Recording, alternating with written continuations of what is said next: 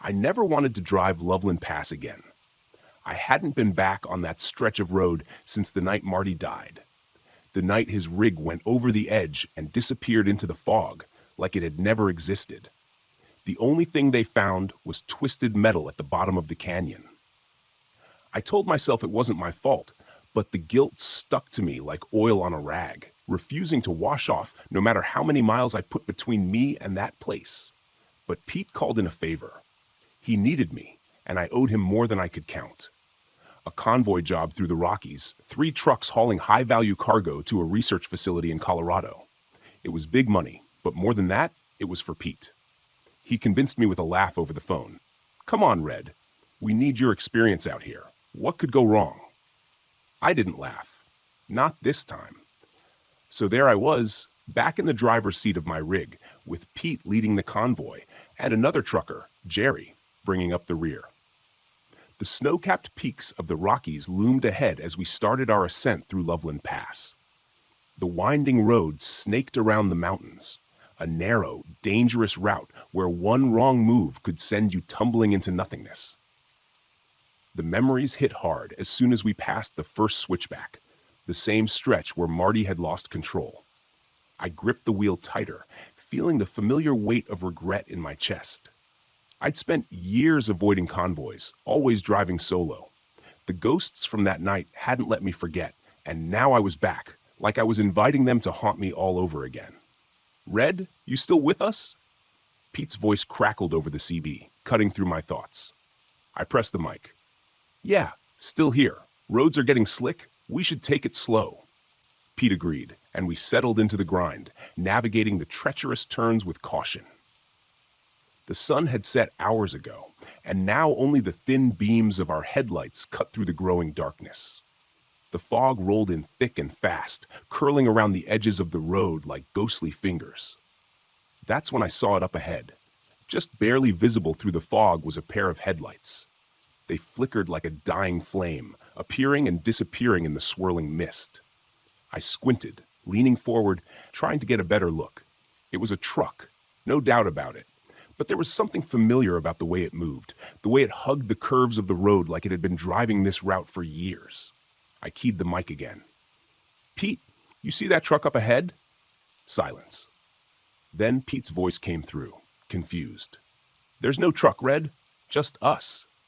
I glanced in the mirror. Jerry's headlights were still behind me, steady and unchanging. But the truck in front? It wasn't one of ours. I let go of the mic, my gut tightening. Maybe it was a local driver, someone familiar with the area. But as I watched it more closely, I knew that wasn't right. The truck was old, real old, the kind of rig you didn't see much on the road anymore. And then it hit me, hard and fast. The paint job, the faded red stripe down the side, the same color as the one Marty had on his rig. My chest tightened. "No," I whispered, gripping the wheel so tight my knuckles went white. It couldn't be Marty's truck. It was gone, destroyed, crumpled at the bottom of a canyon.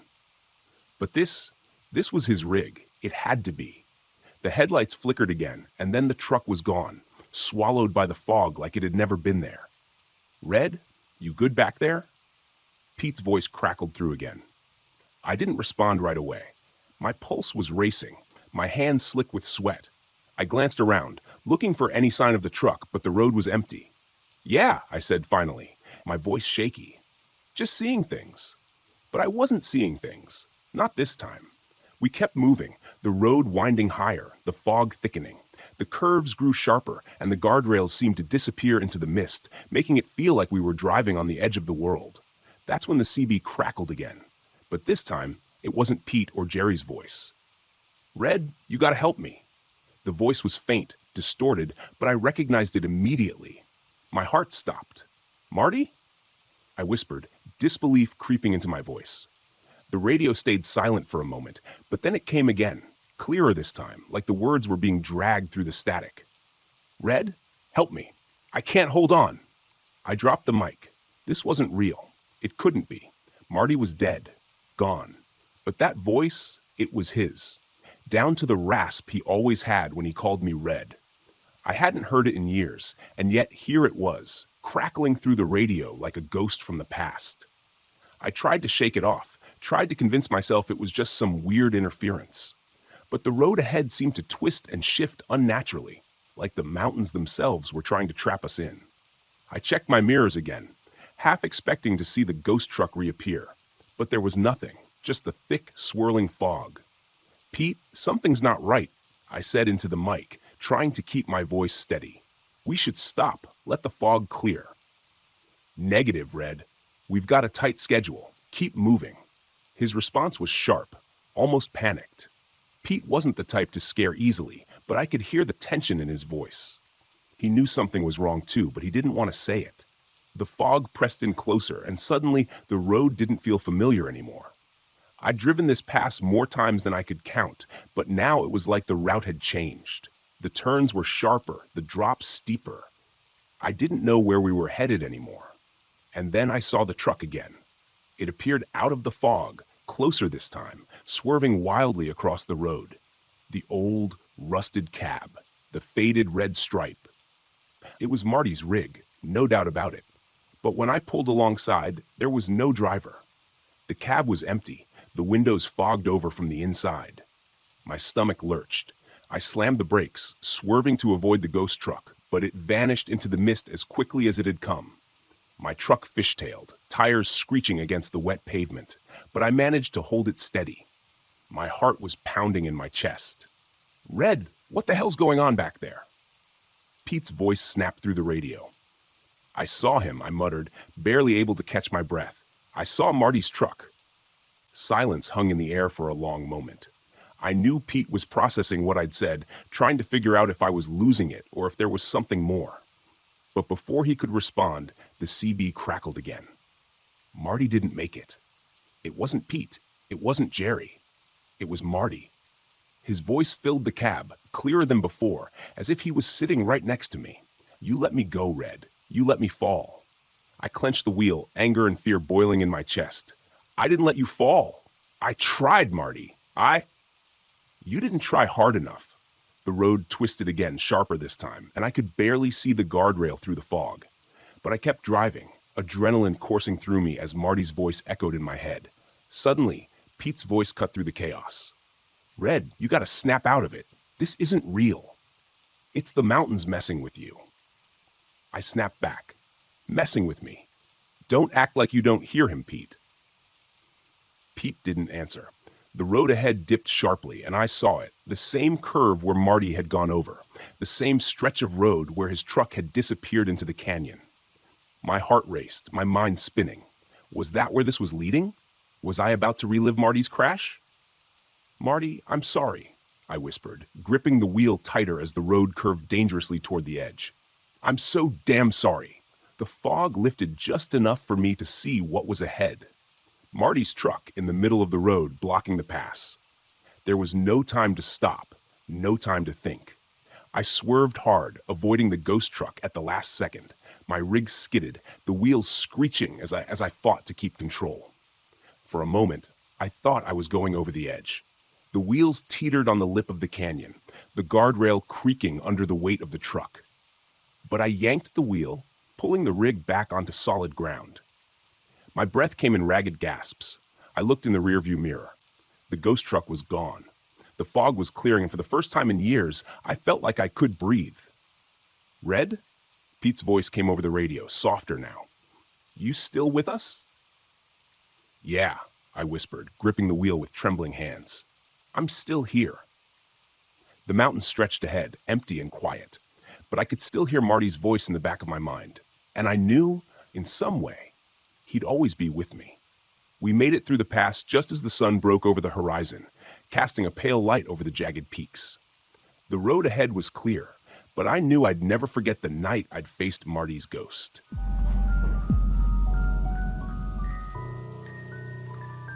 There's a kind of silence that creeps up on you when you're driving long stretches of road at night. The engine hums, the tires hiss against the pavement, and everything else just falls away into the dark. I used to like that silence, back when the road was a refuge, a way to keep the past buried. Now, though, that silence had taken on a different weight. I couldn't shake the feeling that something was waiting out there in the fog. "My name's Jack Evans," Slick to those who know me well. And I've been hauling loads across this country for over 15 years. Before that, I worked as a commercial diver, recovering lost cargo off the coast. But the sea and I had fallen out. I thought getting into trucking would keep me far away from the water. Funny how life has a way of dragging you back to the places you least want to go. Tonight, I was hauling a sealed container bound for a shipyard near Bar Harbor, Maine. Simple job, no questions asked, just get it there. The kind of job I used to take without a second thought. But the client's vagueness about the cargo and the extra cash to stay quiet left a sour taste in my mouth. Still, money's money, and I wasn't one to dig too deep. The fog rolled in thick as I drove north along Route 1, the coastal highway running parallel to the sea. I knew this stretch of road well enough to navigate it blind, but tonight the fog seemed thicker, heavier. The GPS had started acting up about an hour ago, rerouting me onto older, narrower roads. I assumed it was just a glitch. Old systems didn't handle the coastal areas too well, but now my gut was telling me something else. As I passed another turnoff toward the cliffs, the GPS blipped again, rerouting me to an unnamed road that curved down toward the coast. My knuckles whitened around the wheel as I considered pulling over to reset the system. Something was wrong. The hairs on the back of my neck prickled, the kind of feeling you get right before a storm hits. Just then, the CB radio crackled to life. Jack. The voice was faint, distorted, as if it was coming from underwater. My stomach tightened. No one was supposed to be on this frequency. Hell, I hadn't talked to anyone in hours. Jack, help me. I snatched the mic off the dash and keyed it up, trying to keep my voice steady. Who is this? No answer, just static. I stared at the radio, willing it to stay quiet, but the voice came through again. This time, clearer, like the static was peeling away. Jack, why didn't you come back? I slammed the mic down and tried to focus on the road, but the memory of that voice hit me hard. It couldn't be. It was impossible. But it sounded just like Dave, my old diving partner, the guy who drowned 6 years ago in that accident. The accident I'd been running from ever since. Get a grip, Slick, I muttered, rubbing a hand across my face. The long hours on the road, the fog, it was all getting to me. That's what it had to be. Just the past sneaking up, trying to claw its way back into my head. But the voice, it was so real. I pushed the pedal down, speeding up as the road twisted and dipped closer to the coastline. The fog was thicker here, swirling in dense, wet waves, and the smell of salt water filled the air. The engine sputtered just for a second before roaring back to life. Another bad sign. And then I saw them. Lights, blinking faintly just off the edge of the road, where the cliffs dropped down to the sea. At first, I thought it was a boat. Fishing trawlers sometimes got too close to shore in the fog. But these lights weren't moving. They hovered low and pale, just out of reach, dancing through the mist like they were waiting for me. I slowed the truck, squinting through the windshield, trying to make sense of what I was seeing. The lights pulsed rhythmically, almost in time with the steady hum I'd been hearing in the cab for the last few miles. That hum, low, eerie, was coming from the trailer. I'd noticed it earlier, but now it felt more like a heartbeat. A slow, rhythmic thump vibrating through the entire rig. I gritted my teeth and pressed on, ignoring the cold knot forming in my gut. Whatever was in that container, it was none of my business. I just had to deliver it and be done with it. But the lights, the fog, the voice on the radio, it all felt like the past was creeping up behind me, wrapping its icy fingers around my throat. Jack? The voice hit me again, this time loud and clear, like Dave was sitting in the passenger seat. I nearly swerved off the road, my heart pounding in my chest. Stop it, I growled, slamming my hand against the dash. You're not real. But the voice didn't stop. It crackled through the sea, an echo of the past I'd spent years trying to forget. You left me down there, Jack. You left me to drown. The memories hit hard and fast. The dive, the tangled wreck, the moment I lost sight of Dave in the murky depths. I tried to save him, but the currents were too strong. His voice had faded, swallowed by the sea. And now here it was, back to haunt me. The road narrowed, and the fog pressed in closer, suffocating. My truck's engine sputtered again, the headlights flickering. I pulled over, heart racing. The hum from the trailer grew louder, more insistent. Whatever was in that container, it wasn't just cargo. It was something alive. Something old. I stepped out of the cab, the cold air biting at my skin as I walked around to the back of the truck. The fog clung to everything, thick and wet, muffling the world in a heavy silence. The lights over the water had disappeared, but I could still feel them watching me. The hum was louder here, vibrating through the trailer walls.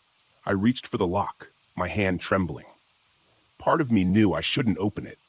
The other part, the part that was tired of running, needed to know what I was hauling. As I unlocked the container, a voice whispered in my ear. "Come back, Jack." The doors swung open with a metallic creak, and inside, bathed in a faint otherworldly glow, was an object, an artifact. It looked ancient, carved from dark stone, with strange symbols etched into its surface. The hum was coming from it, pulsating like a heartbeat, sending ripples of energy through the air. I took a step back, the realization sinking in like a weight in my chest. This thing wasn't just cargo. It was something tied to the sea, something old and powerful. And it had been calling to me all night. The fog swirled around me, thickening, and I felt a presence, multiple presences, moving through it. Figures, humanoid but distorted, like they were submerged in water, appeared at the edges of the road. Their eyes glowed faintly, and their movements were slow, deliberate as they waded through the fog toward me. I stumbled back, my pulse racing. The figures grew closer, their shapes becoming clearer. Fishermen, divers, sailors, all of them dripping with seawater, their faces pale and bloated. And among them I saw Dave, his eyes locked on mine, his expression blank, his hand outstretched. "You left me." His voice echoed in my head. "You left me to die." I backed away, but the sea's pull was too strong. The hum from the artifact grew louder, and the figures closed in, their voices mingling with the wind, calling me back to the water. Back to the depths where I'd lost Dave. "I'm sorry," I whispered, my breath fogging in the cold air. I tried to save you." Dave's expression didn't change, but his hand dropped. The figures stopped, hovering at the edge of the road. The hum from the artifact slowed, the vibrations easing. The fog, heavy and thick, began to lift. And then, just as quickly as they had appeared, the figures dissolved into the mist, leaving me alone on the road. I closed the trailer doors, locking the artifact inside, and climbed back into the cab. The engine sputtered to life, and I pulled away from the coast, leaving the fog and the ghosts behind. The road stretched out ahead, empty and quiet. But the weight in my chest remained. The sea wasn't done with me. Not yet. And neither was Dave. That night, as I drove into the sunrise, I couldn't shake the feeling that I'd only just scratched the surface of something far deeper, something I couldn't escape. The road may have saved me this time, but the echoes from the deep were still calling.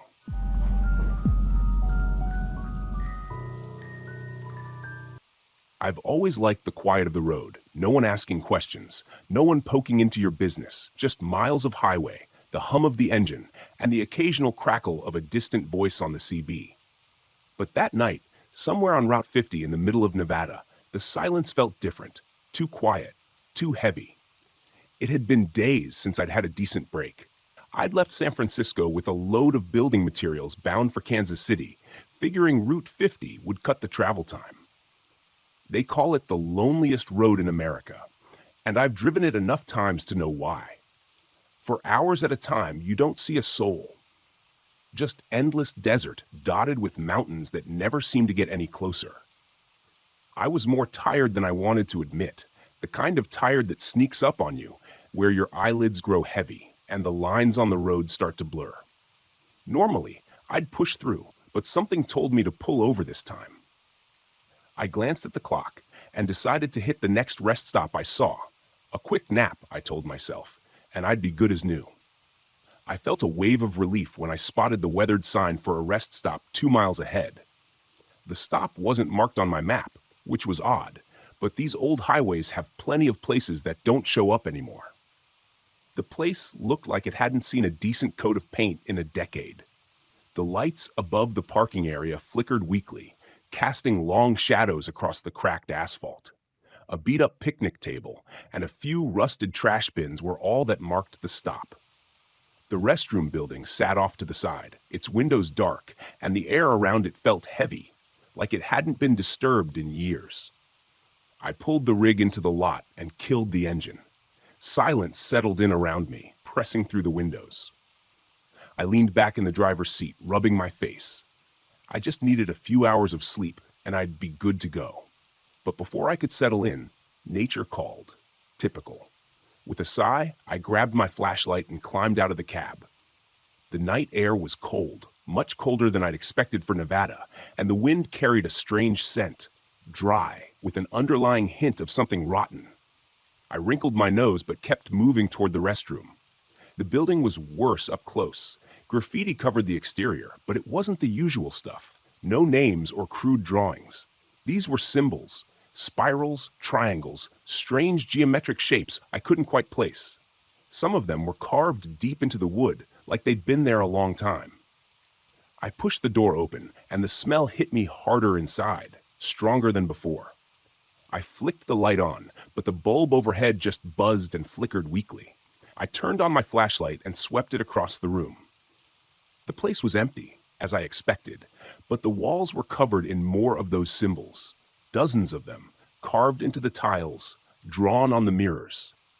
I did my business quickly, trying to ignore the feeling that those symbols were watching me, and made my way back out to the parking lot. That's when I saw the first figure. It was standing just beyond the reach of the flickering lights. A man in a heavy coat, his back to me, staring out into the desert.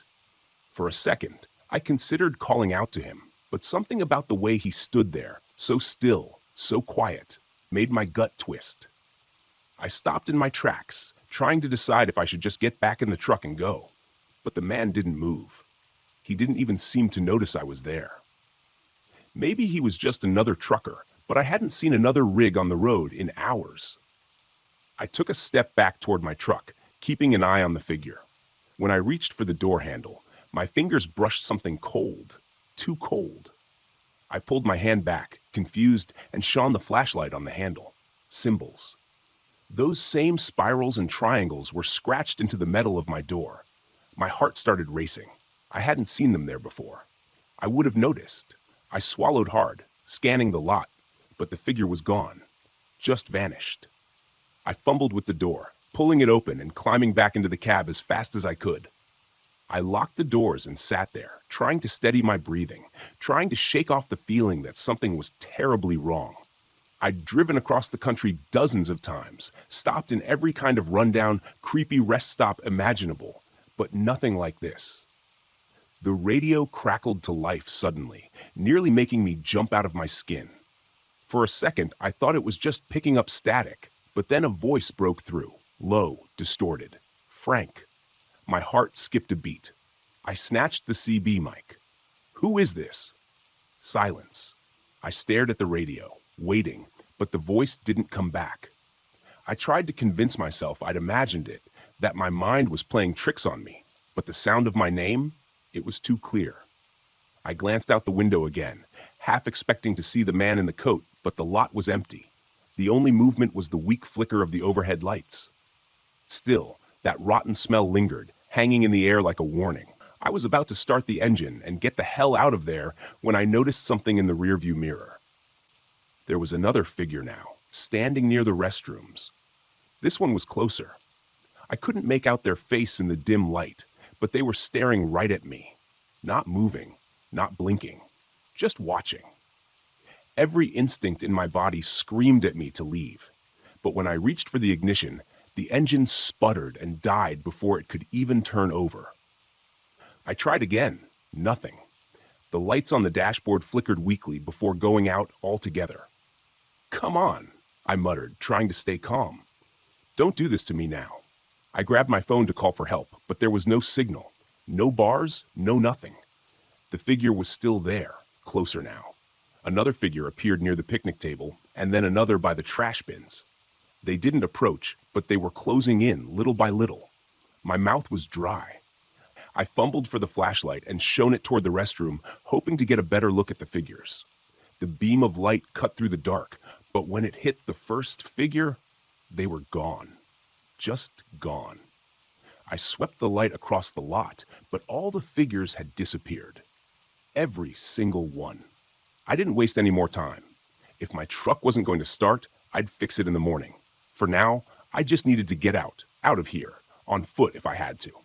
I grabbed the toolbox from under the seat just in case and jumped down from the cab. That's when I noticed something else on the side of my truck. Etched into the paint was one of those symbols. Fresh. I could smell the metallic tang of scratched metal. It was the same spirals and triangles I'd seen in the bathroom, the same ones that had been on the door handle. The smell hit me again, stronger now. I turned, shining the flashlight toward the restroom, and that's when I saw it. The symbols were glowing. A faint, sickly light pulsed from the walls of the building. The carvings and scratches now alive with some kind of energy. The ground beneath my feet vibrated, a low hum building in my chest. I stumbled back toward the truck, my flashlight shaking in my grip, but the lights in the building grew brighter, casting long, flickering shadows across the lot. And then I heard the voice again. Frank.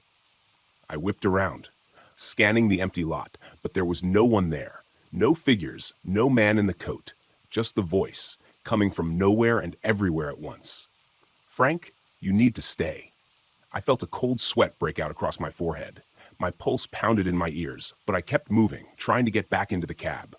But the symbols, they were on my truck now, glowing with the same eerie light. The handle felt like ice under my fingers. The wind picked up, howling across the lot, carrying whispers with it. Low, urgent voices layered on top of each other, impossible to understand, but they felt old, ancient. I was frozen in place, trapped between the truck and whatever the hell was happening in that restroom. The lights, the symbols, the voices. I didn't know what to make of any of it, but I knew one thing. I had to leave now. The truck groaned as I climbed back into the cab, and I turned the key one last time, praying it would start. The engine sputtered, coughed, and finally roared to life. Without another thought, I slammed the truck into gear and floored it out of the lot, the tires skidding on the cracked asphalt. The rest stop disappeared in the rearview mirror, the glowing lights and symbols fading into the distance. As I drove down the highway, my hands trembling on the wheel, I couldn't shake the feeling that I hadn't escaped. The silence of the road was back, but it wasn't the same. The weight of those symbols, the voice, it lingered, and I knew deep down that whatever was tied to that rest stop wasn't finished with me. I don't stop on Route 50 anymore, not after that night. Some places are better left in the past.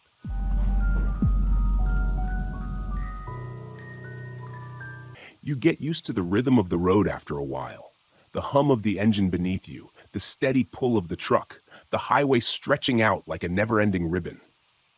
It's a kind of solitude I've come to appreciate over the years.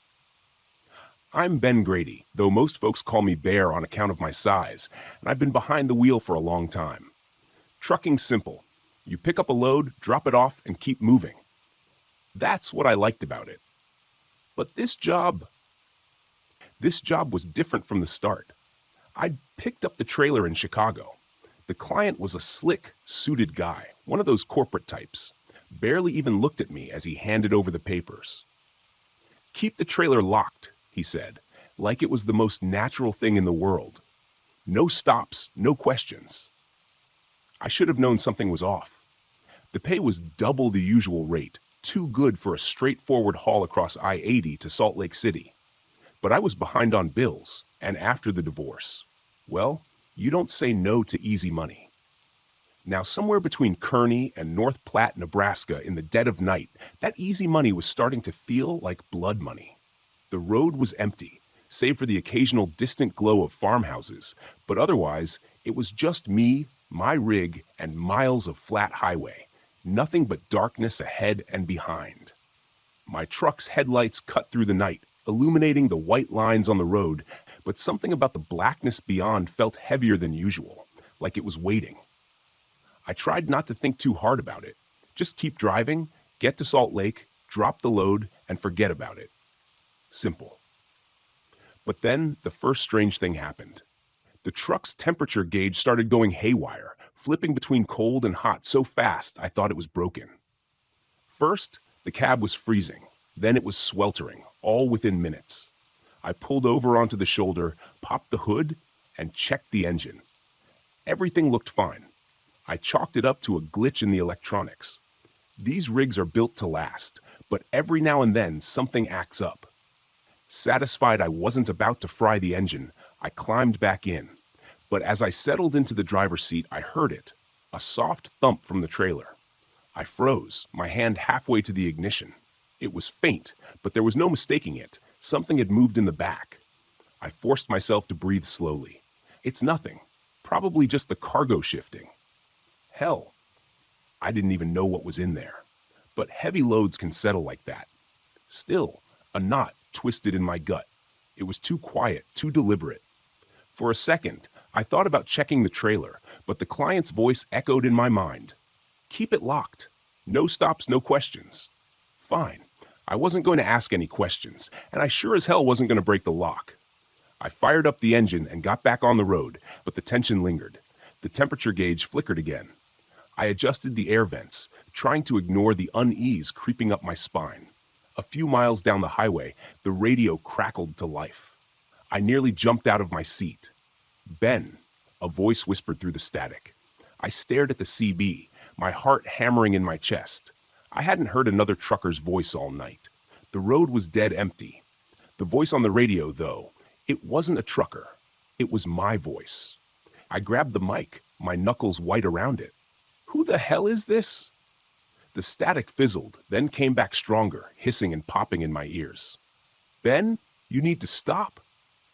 I dropped the mic like it was burning my hand, cursing under my breath. It had to be a prank, someone screwing around on the frequency, maybe picking up my name from a previous broadcast. But that didn't make sense. The only chatter I'd had was hours ago, and I hadn't said much more than where I was heading. As I stared at the radio, a chill crawled over me. Then the trailer thumped again, louder this time. I jerked my eyes to the side mirror, half expecting to see something clawing its way out of the trailer. But all I saw was the dark outline of the rig behind me, its taillights glowing faintly in the blackness. Another thump, followed by a low scratching sound like nails on metal. That was it. I couldn't take it anymore. I was getting out and checking the damn thing. To hell with the lock. Maybe the cargo had shifted. Maybe there was an animal in there. I didn't care. I just needed to know. I pulled over again, this time in the middle of nowhere. The road was surrounded by nothing but fields and distant silos. I climbed out of the cab, the cold night air biting at my skin, and grabbed the key from my pocket. As I approached the back of the trailer, the scratching grew louder, more frantic. Whatever was in there, it was alive.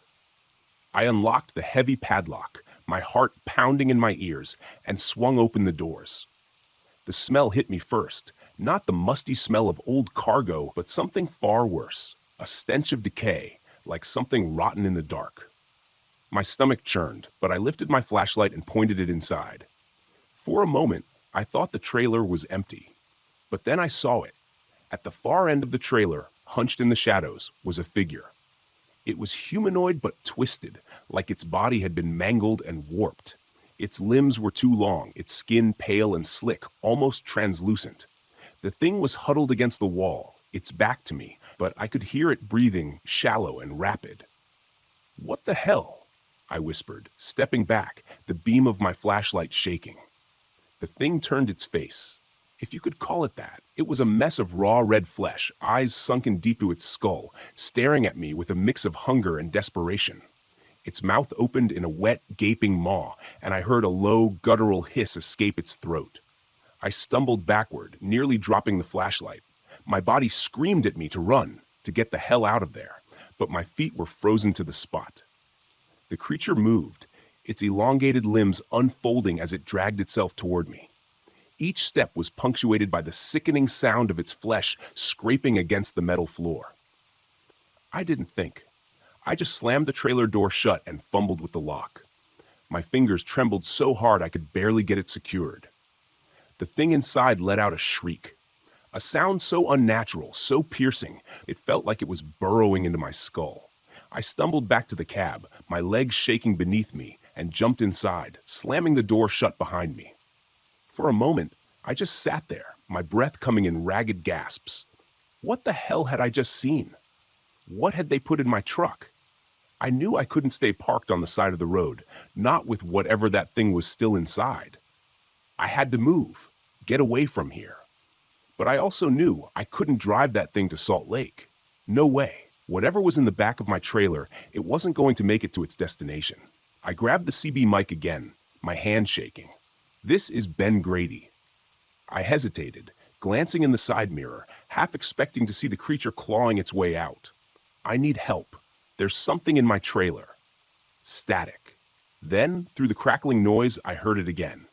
Ben, you need to stop. My voice, clearer this time, like it was coming from right beside me. I slammed the mic down, shifting into gear and pulling back onto the road.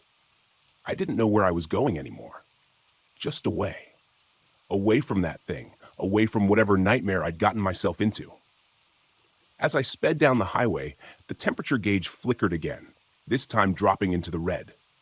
The cab grew colder. My breath was visible in the air, and I could hear the trailer groaning behind me. The thing inside was still moving, still scratching, trying to get out. The radio crackled one last time. Ben, it's too late. I glanced at the dashboard. Every light was blinking. The engine sputtered as the temperature dropped even lower. I could feel the rig slowing, like the weight of the trailer was dragging it down, like whatever was inside was getting heavier by the second. And then the truck stopped dead in the middle of the highway.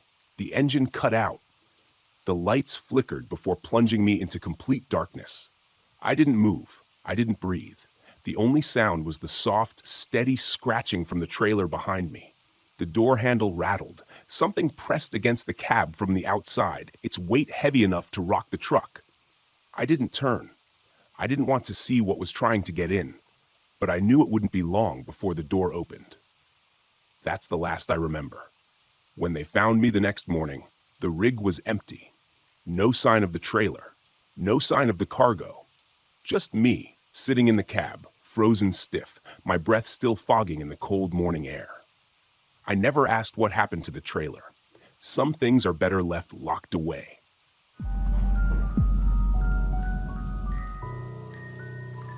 There's a piece you find on the road late at night when the only thing lighting your way is your own headlights slicing through the dark.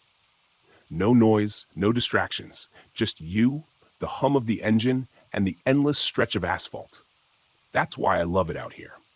There's no mess, nothing like the life I left behind, just the road. My name's Lucas Turner, but most folks call me Lucky. It's an old nickname from when I used to get myself out of sticky situations, both on and off the road. I guess I've lived up to it, though I've never been one for superstition. If you stay calm and keep moving forward, things usually work out.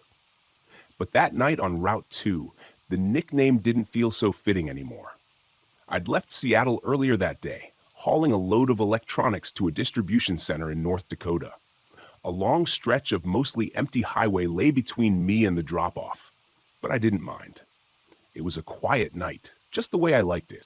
No cars, no people, just the stars overhead and the empty plains around me. The deeper I drove into Montana, the quieter it got. Nothing but the hum of my rig and the occasional flicker of static on the CB. But somewhere along that desolate stretch of US Route 2, the static changed. It wasn't just background noise anymore. It started to sound like something trying to break through, a faint voice hidden in the distortion. I adjusted the dial, trying to clear it up, but all I got was more static. After a few minutes, the voice faded, and I figured it was just some distant radio chatter from a passing trucker.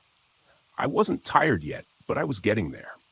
I hadn't slept much since the divorce, and nights like this, long and quiet, always gave me too much time to think. Sometimes you drive to outrun what's on your mind. Problem is, it's always waiting for you when you stop. Just as I was about to switch the CB off and turn up my music, the radio crackled to life again. This time the voice was clearer, a low monotone that made the hair on the back of my neck stand up. 752, it said, repeating the number slowly like it was reading coordinates. I grabbed the mic and keyed up. "This is Lucky Turner, eastbound on Route 2. You got a copy?" Nothing, just static. Then the voice again, quieter this time. "7052, you need to stop." I frowned, the words sending a chill through me. I hadn't heard anyone nearby on the CB all night, so where the hell was this coming from? I glanced at the GPS out of habit, but it showed nothing unusual, just the straight road ahead. I kept driving, trying to shake off the unease. About an hour later, the same numbers came through again, but this time it wasn't just numbers. Lucas.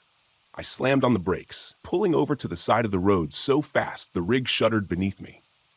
The voice had said my name. I cut the engine, my heart racing. The radio was dead silent now, nothing but the low hum of static, like the voice had never been there at all. I rubbed my hands together, trying to calm down.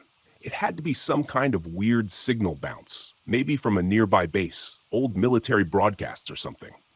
That happens sometimes out here. Still, I couldn't shake the feeling that something was off.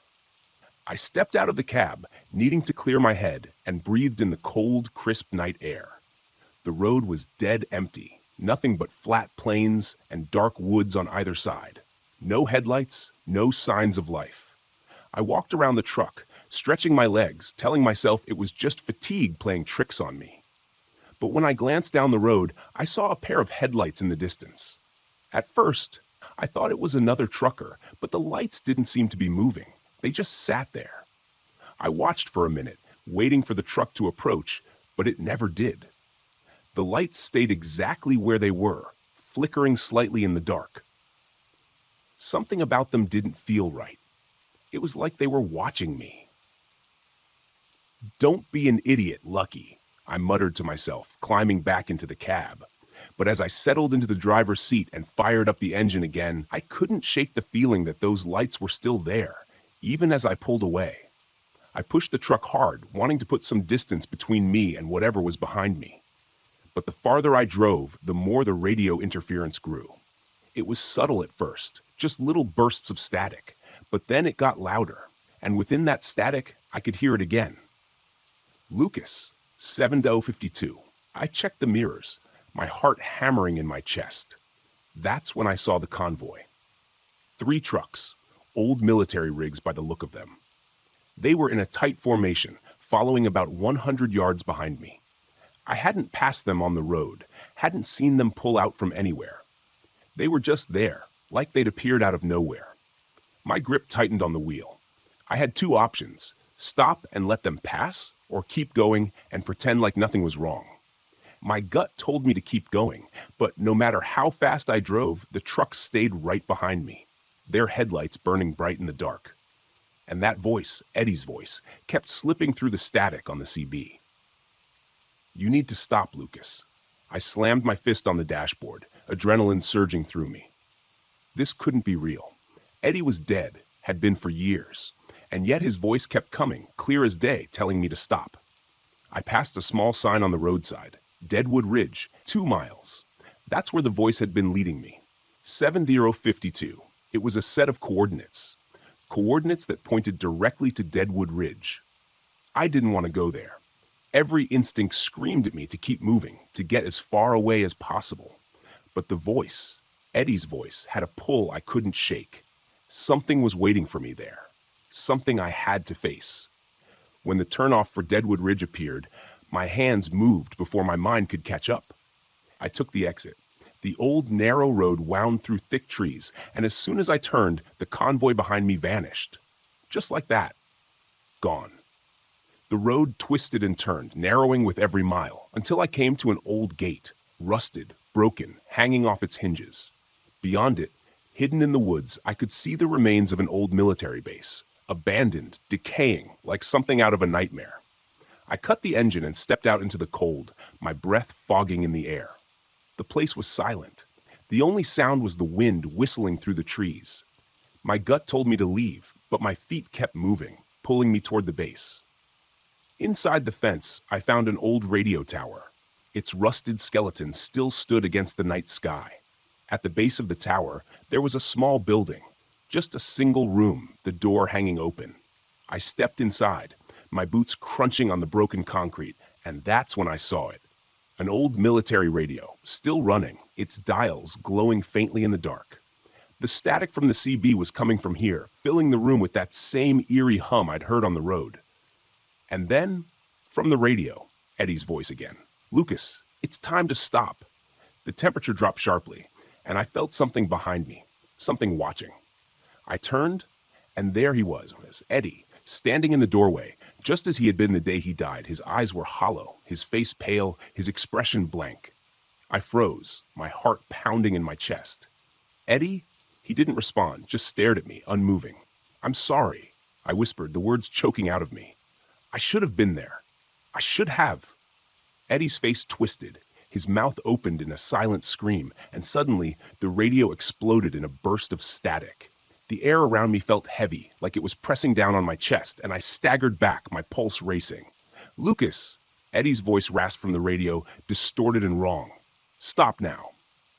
The lights in the building flickered, and for a moment, everything went black. When they came back on, Eddie was gone. The radio was silent. I didn't wait for an explanation. I bolted out of the building, ran back to the truck, and peeled out of there as fast as I could. The engine roared as I tore down the road. I didn't look back, didn't check the mirrors. I just drove. When I finally got back on Route 2, the radio was silent, no static, no voices, just the empty road and the stars overhead. I never did figure out what happened that night. Maybe it was exhaustion. Maybe it was something else. But I know one thing. I don't drive that stretch of road anymore. Whatever was out there, whatever was calling me to that place, it's something best left alone. Some things, once you hear them, never stop echoing.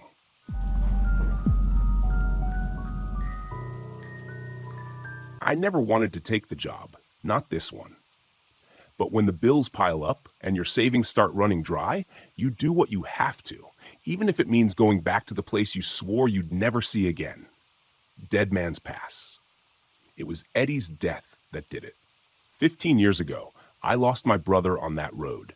His rig skidded off a curve and plunged into the canyon. I was driving a mile behind him when it happened. Saw the whole thing through my windshield like a damn nightmare, unfolding in slow motion. I've never been the same since. I never could forgive myself for not doing more, not being there to help. That's how it goes in this life. You haul, you drive, you move forward, keep the past in the rear view. But it's never that simple, is it? I'm Hank Collins, but most people on the road know me as Rusty. Maybe it's the hair going gray, or maybe it's just the wear and tear of 30 years behind the wheel. I've spent most of my life running rigs, hauling everything from livestock to construction equipment.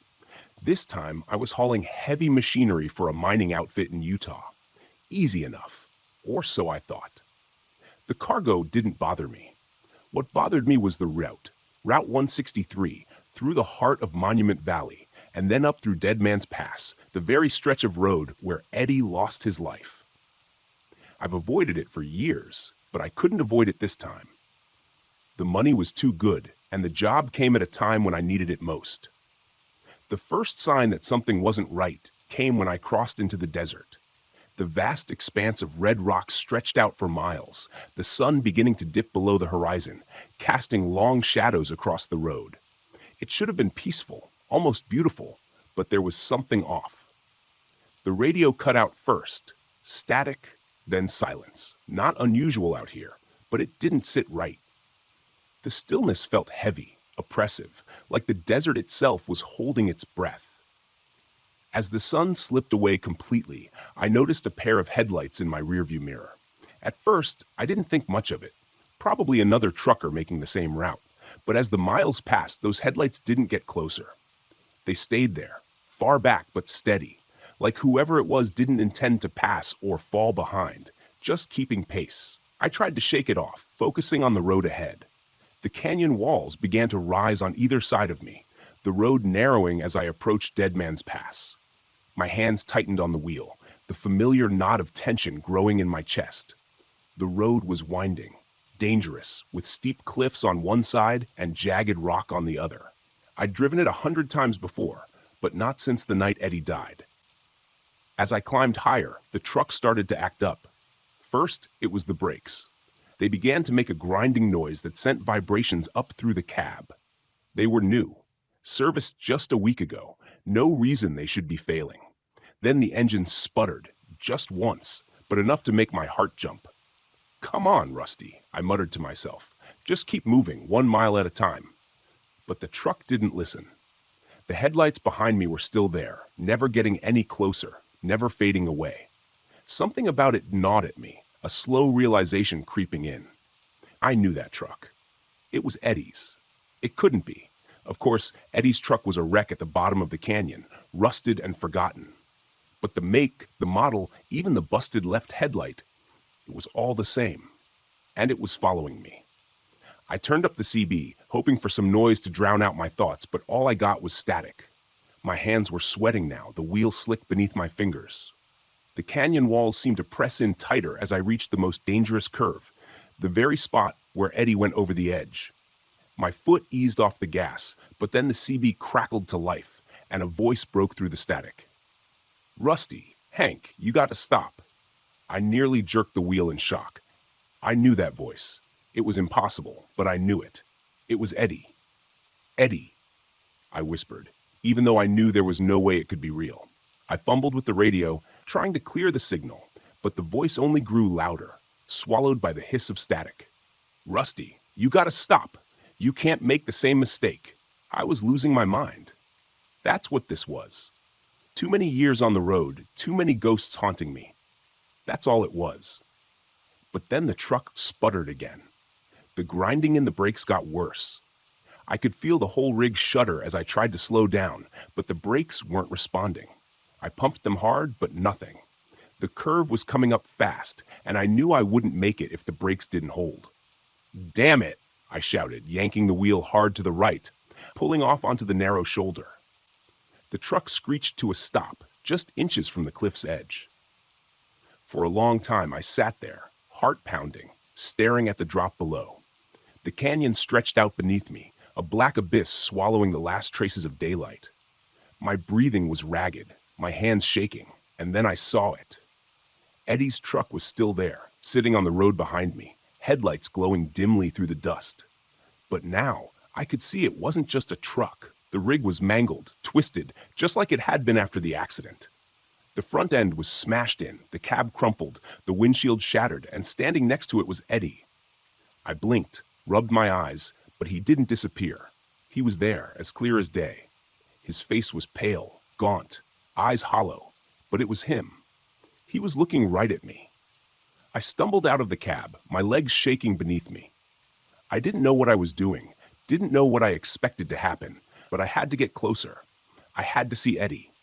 My voice cracked as I took a step toward him. How are you?" He didn't speak, just stared at me with those hollow eyes. Then slowly he raised a hand, pointing down the canyon.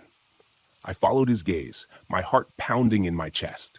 That's when I saw it, the wreckage of his truck lying at the bottom of the canyon, just as it had been all those years ago.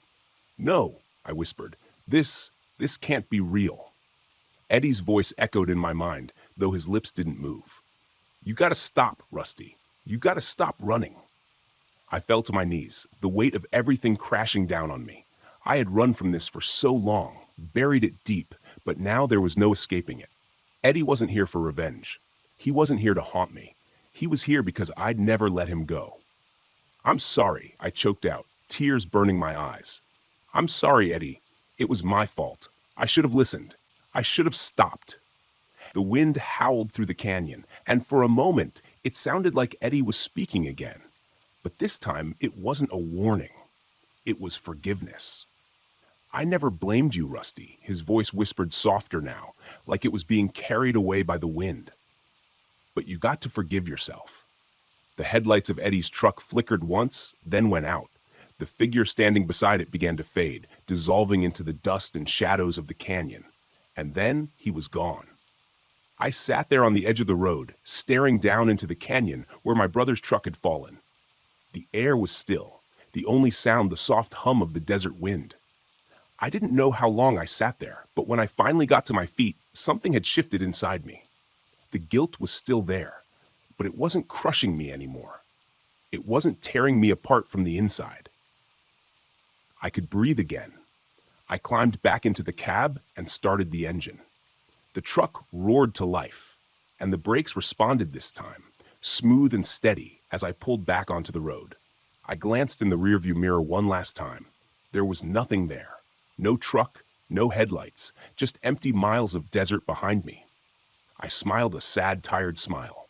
It was time to stop running. Time to go home. As I drove through Dead Man's Pass, the echoes of the past faded into the night, leaving only the road ahead.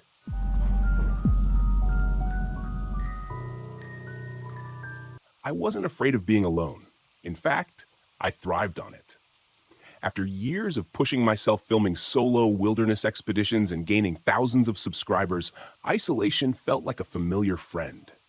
Devil's Ridge, though, this place was something else.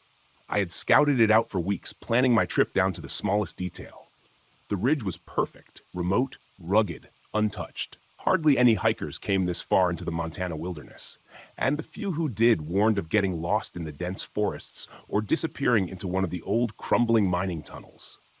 The place was steeped in eerie local lore, and I loved it.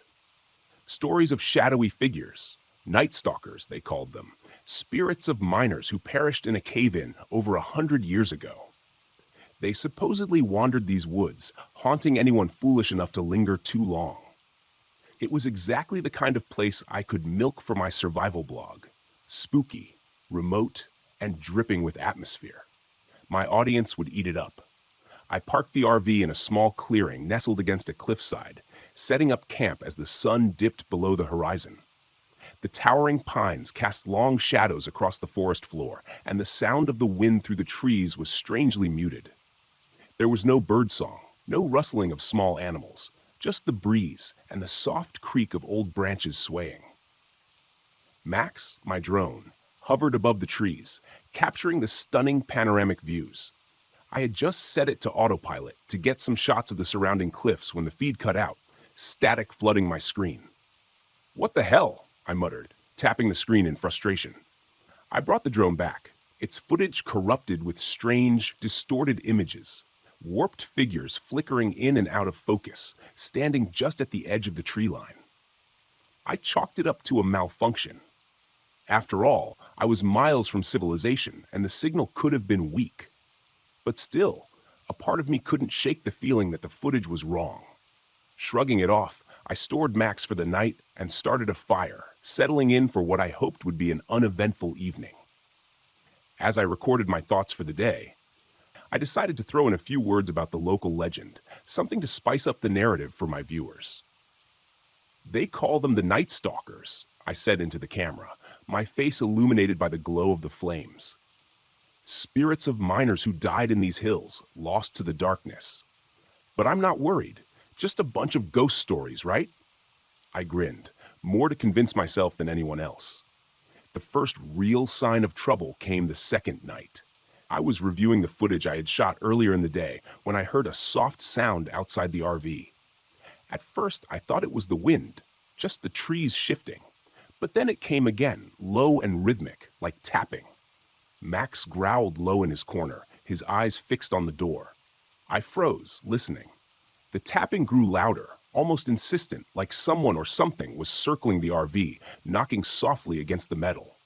The hair on the back of my neck stood up. I grabbed my flashlight, flicking it on and swinging the beam toward the door.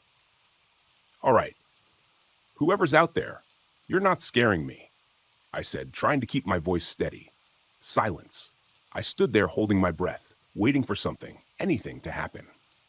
After a few long moments, I convinced myself it was just a branch or something scraping against the side of the RV.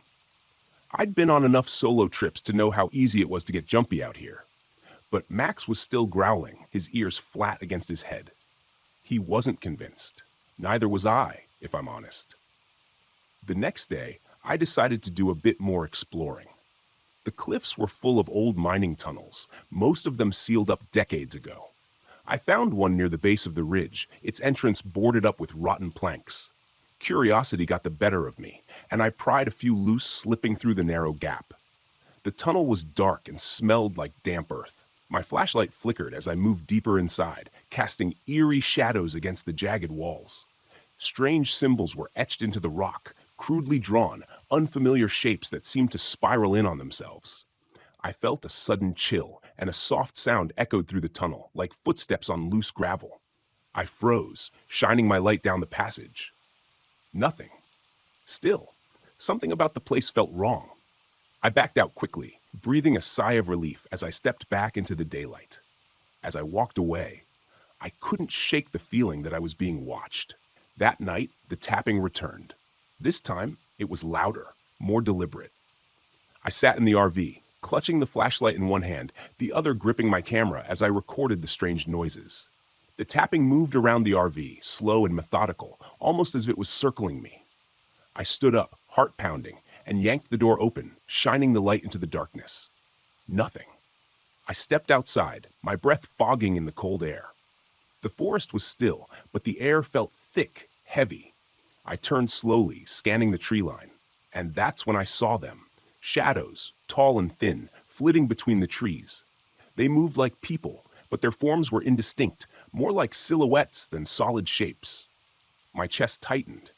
I swung the flashlight toward the figures, but as soon as the beam touched them, they vanished, swallowed by the darkness. I stood there frozen, my heart hammering in my chest. The wind had picked up, carrying faint whispers, almost like voices calling from the woods. I backed toward the RV, slamming the door shut behind me. The shadows grew bolder after that. No matter where I went, I could feel them watching me, their dark forms flickering just at the edge of my vision. My drone footage showed brief, eerie glimpses of them, dark, human-like shapes moving through the trees, always just out of focus. I tried to leave the ridge, packed up my gear, loaded Max into the RV, and started the engine. But the moment I hit the ignition, the RV stalled. I tried again and again. Nothing. It was as if the ridge itself didn't want me to leave.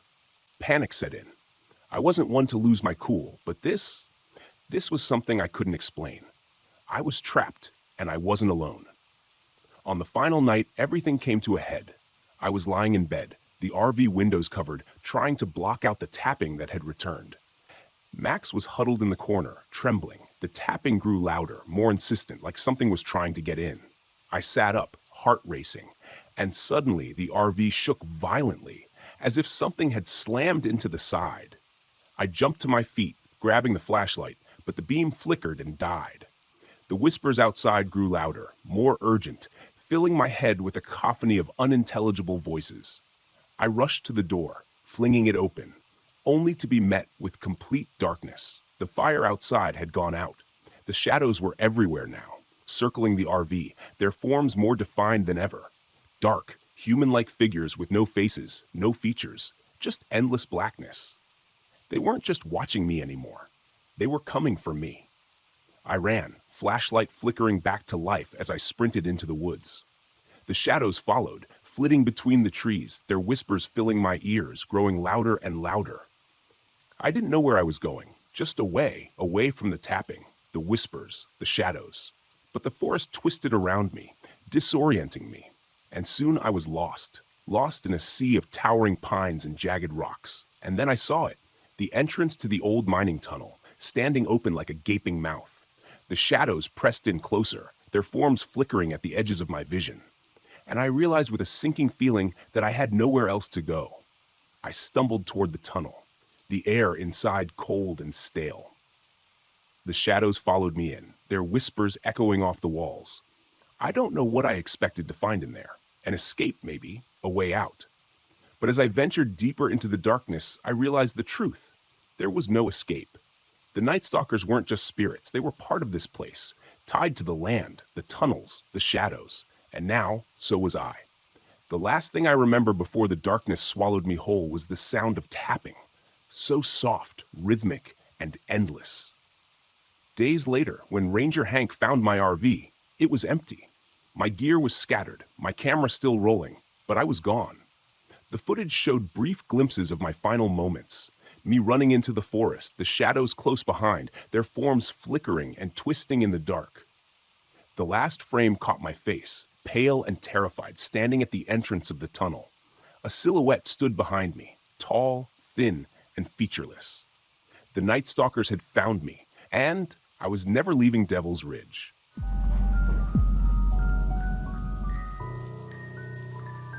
The forest had never felt so thick, so claustrophobic. I had been on the road for weeks, traveling up and down the East Coast in my RV, looking for some peace. It was supposed to be a reset, a break from the grind after getting laid off from my tech job. I thought getting away from everything would give me a fresh perspective, but the road had only left me more exhausted. It was like I couldn't find what I was searching for, and I didn't even know what that was anymore. That's how I ended up in Ocala National Forest. It was early fall, and the place was practically deserted. The few tourists had already left, leaving the humid air and endless stretches of swamp and pine all to me. The ranger I passed when I pulled into the park didn't seem to think camping so close to Devil's Eye Spring was a good idea. "There's no one else out there this time of year," he said, leaning into my open window with a cautious smile. "People get lost in that part of the forest, especially near the spring. Strange place. People say it's cursed." Cursed? I didn't believe in any of that. I was here for quiet, not ghost stories. Still, his words stuck with me as I wound down the narrow trail in my RV, finally parking next to the spring. The water was still and black, perfectly round, like the eye of some sleeping giant, with tall cypress trees surrounding it like ancient sentinels. The spot was isolated, just as I wanted. After setting up camp, I sat by the water and tried to take it all in. The only sound was the occasional splash of something in the water. Fish, maybe, or a frog. The heat was oppressive, the kind of sticky warmth that clings to you and makes every movement sluggish. I hadn't realized how worn down I was from weeks of driving, but the moment I sat down, the weight of exhaustion hit me like a brick. It was a heavy kind of tired, the kind that seeps into your bones and makes you want to sleep for days. So that's what I did. I crawled into the RV, lay down on the thin mattress, and passed out. I woke up in the middle of the night, drenched in sweat. The RV was stifling, even with the windows cracked, and my head pounded like I'd been hit with a hammer. I sat up, rubbing my temples, trying to shake off the heaviness in my chest. That's when I noticed something strange. The forest outside was completely silent, not even the usual night sounds of crickets or frogs. It was as if the entire world was holding its breath. I tried to brush it off. Maybe it was just the thick humidity dampening the sound. But then, in the stillness, I heard it. A soft whisper, faint and distant. It was impossible to make out the words, but I knew it was there. My pulse quickened. Who else would be out here in the middle of nowhere? I grabbed a flashlight, threw on my boots, and stepped outside. The air was still, and the beam of my light barely cut through the haze hanging over the spring. Nothing. I circled the RV once, shining the light over the trees, half expecting to catch someone watching me from the darkness, but there was no one. Only the trees looming like shadowy figures in the mist. The whisper came again, this time closer. My skin prickled, and I pointed the flashlight in the direction of the sound. As the beam caught the nearest tree, I froze. There, carved into the bark, was an intricate spiral. It was faint, but I could see the markings etched deep into the wood, swirling inward like some ancient symbol. I hadn't noticed it when I arrived, but now it was unmistakable. "What the hell?" I muttered, running my fingers over the grooves. The texture was rough, jagged, fresh. Whoever had carved it had done it recently. But why? A chill crept down my spine, the kind that sticks with you even in the thick Florida heat. I backed away from the tree and went inside the RV, locking the door behind me. The next morning, I tried to shake it off. Maybe it was a prank or some kind of tribal marking that had been there for years. But something still gnawed at the back of my mind. The whisper I'd heard wasn't a figment of my imagination. I was sure of it. When I stepped outside again, my eyes went straight to the tree. The spiral was still there, mocking me with its perfect precision. I walked a few paces around the campsite, scanning the other trees. That's when I saw it. More spirals. Dozens of them. Carved into trees, rocks, even the dirt near the edge of the spring. It was like they had multiplied overnight. I knelt by one of the carvings in the ground, my fingers trembling as I traced the lines. They were everywhere.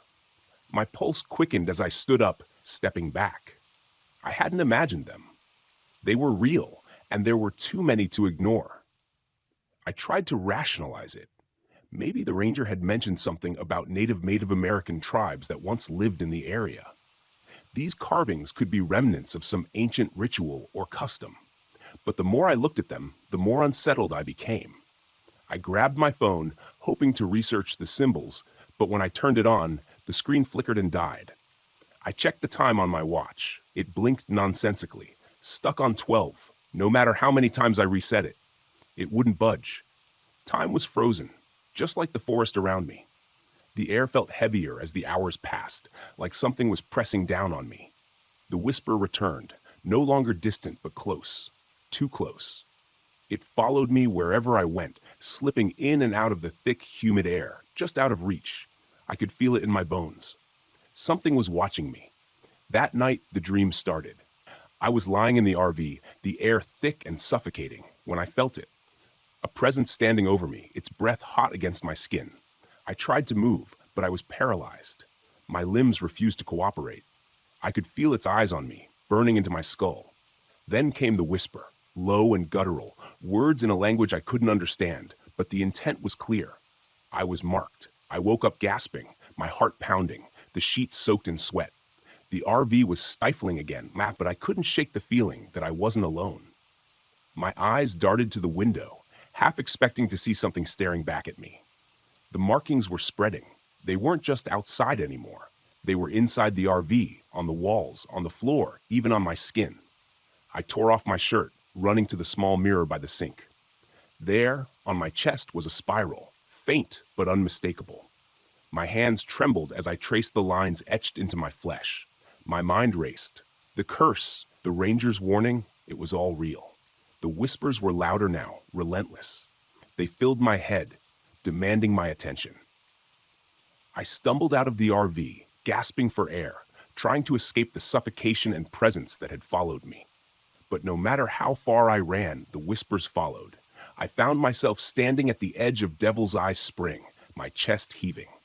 The whispers swirled around me. The markings on the trees seemed to glow in the moonlight, pulling me toward the water. My reflection in the still surface was distorted, twisted, as if the thing inside me was staring back. I knew what I had to do. I grabbed a rock, sharp enough to cut, and slashed across the markings on my chest, trying to break the curse. Blood dripped into the water, staining the surface. But the whispers didn't stop. They grew louder, more insistent, as if the forest itself was angry. I fell to my knees, clutching my chest, feeling the burn of the cut mixing with the spiral. I could hear them now. The marked ones, the spirits of those who had come before me, trapped in the same cycle, marked by the same curse. They were waiting for me to join them. I don't remember how I got back to the RV. The next thing I knew, I was driving, the road stretching out in front of me, the forest blurring into the distance. The whispers were gone, but the sense of dread remained, a heavy weight in my chest. I thought I had escaped. I thought the ritual had worked. But when I glanced down at the dashboard, my blood ran cold. There, carved into the plastic, was a small, intricate spiral. I was still marked, and I knew the forest wasn't done with me yet.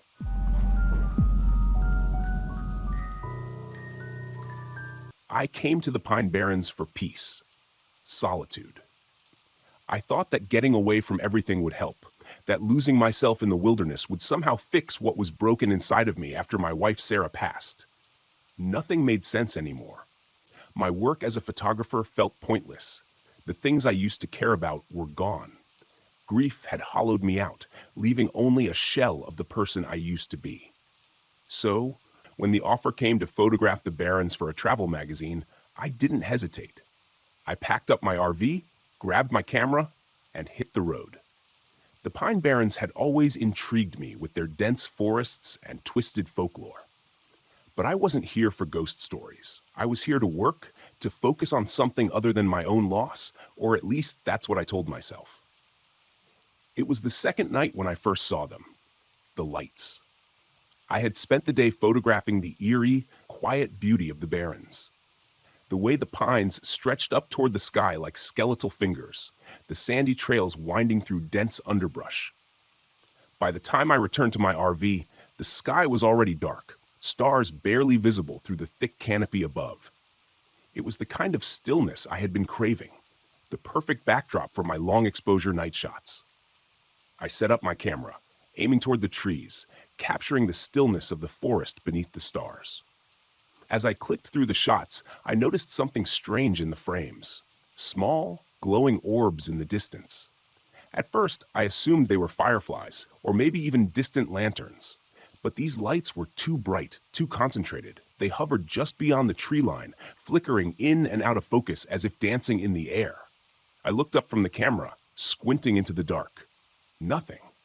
The lights were gone. I frowned, checking the screen again. There they were, clear as day, pale, round orbs glowing softly in the distance, just out of reach. I rubbed my eyes, telling myself it was a trick of the camera, some glitch or reflection I couldn't quite explain.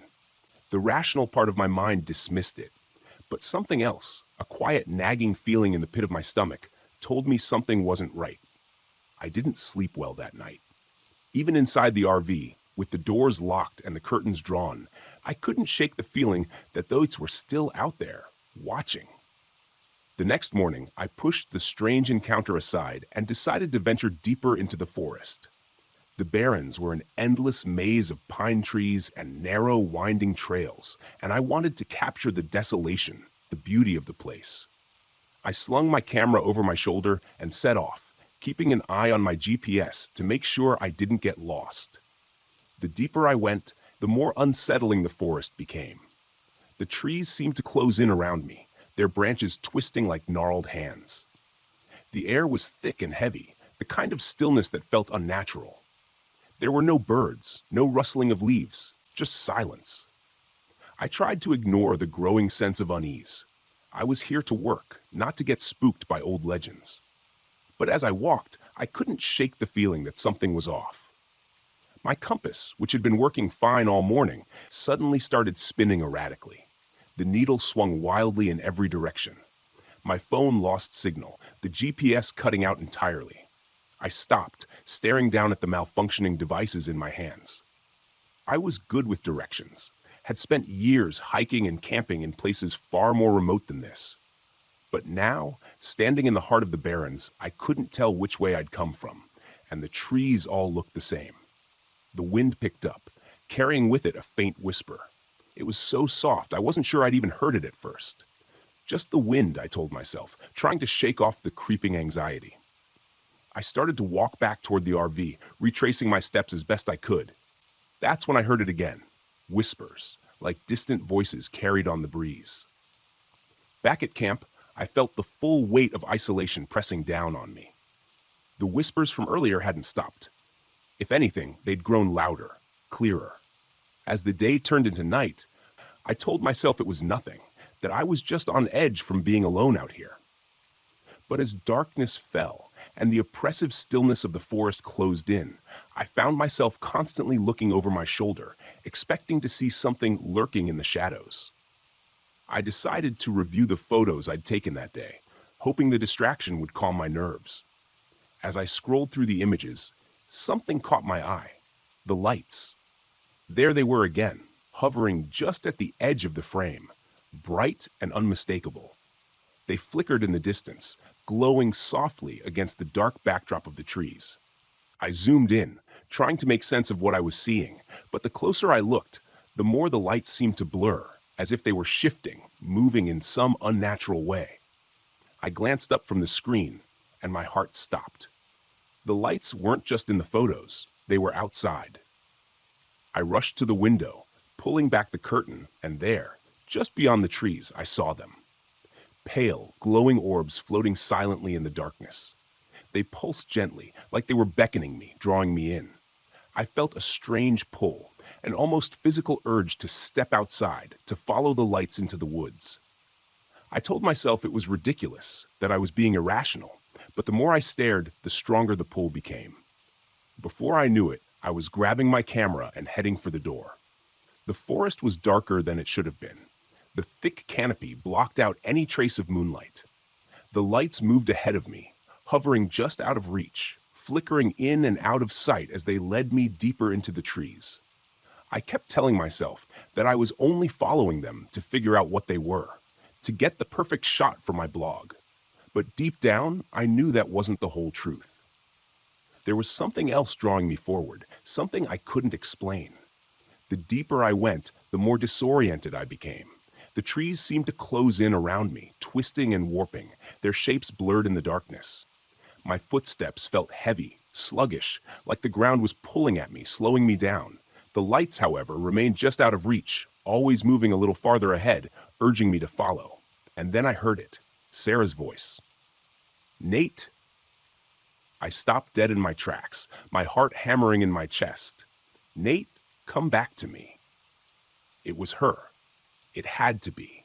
The voice was so soft, so familiar, like the way she used to call me from the other room when she needed help with something. I stood there, frozen, staring at the lights as they pulsed gently, the sound of her voice swirling around me. I wanted to believe it. I wanted to believe she was out there, waiting for me, that somehow she wasn't gone. But something about the voice wasn't right. It was too distant, too hollow, like an echo from a place I couldn't reach. The lights flickered, growing brighter, and I felt the pull again, stronger this time, almost overwhelming. My mind screamed at me to move, to follow, to find her. But something deep in my gut told me not to. "No," I whispered, backing away, shaking my head. "This isn't real." I turned to run, but the forest had changed. The once familiar path was gone, replaced by an endless tangle of trees, all twisted and gnarled, like something out of a nightmare. The lights flared angrily, swirling around me. Now their once soft glow became harsh and blinding. I stumbled, panic rising in my chest as the ground beneath me seemed to shift, pulling me down. The air grew thick and suffocating. The whispers returned, louder now, surrounding me, pressing in from all sides. "Give in. Come with us." I ran blindly through the trees, the lights chasing me, flickering like angry fireflies. The whispers grew louder, their voices overlapping, creating a cacophony of sound that made it impossible to think. I wasn't sure how long I ran. Time seemed to stretch and warp, just like the forest around me. But eventually, I spotted a familiar shape in the distance. The RV. I burst through the trees, collapsing against the side of the RV, gasping for breath. The lights hovered at the edge of the clearing, pulsing angrily, but they didn't follow. I scrambled inside, slamming the door behind me. The lights remained outside, flickering ominously, but they didn't come closer. It was as if something was keeping them at bay, something stronger than whatever force had been pulling me toward them. I slumped to the floor, my body trembling with exhaustion, my mind still reeling from the experience. The whispers had stopped, but the memory of them lingered, echoing in the back of my mind. I had nearly followed them, nearly given in, but whatever those lights were, they weren't Sarah. They never had been. As dawn broke, I didn't wait around to see if the lights would return. I packed up the RV and left the Pine Barrens behind, the forest shrinking in the rearview mirror. But as I drove away, I couldn't shake the feeling that the lights were still out there, waiting for the next traveler to lose their way. The beckoning lights hadn't gotten me. Not this time. But I knew they wouldn't stop.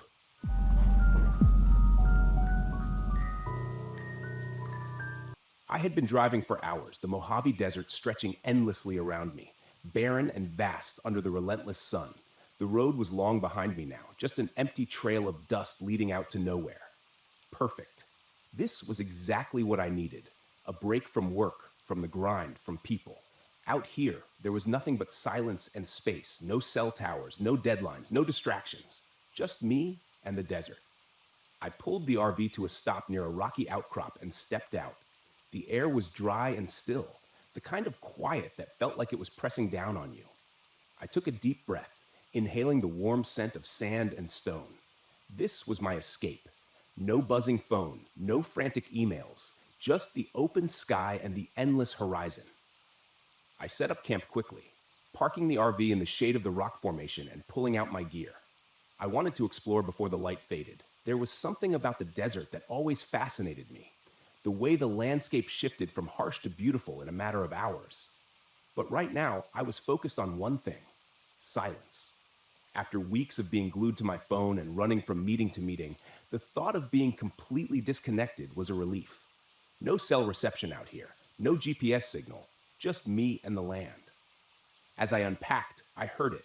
A faint sound, almost too soft to notice. A rhythmic beeping.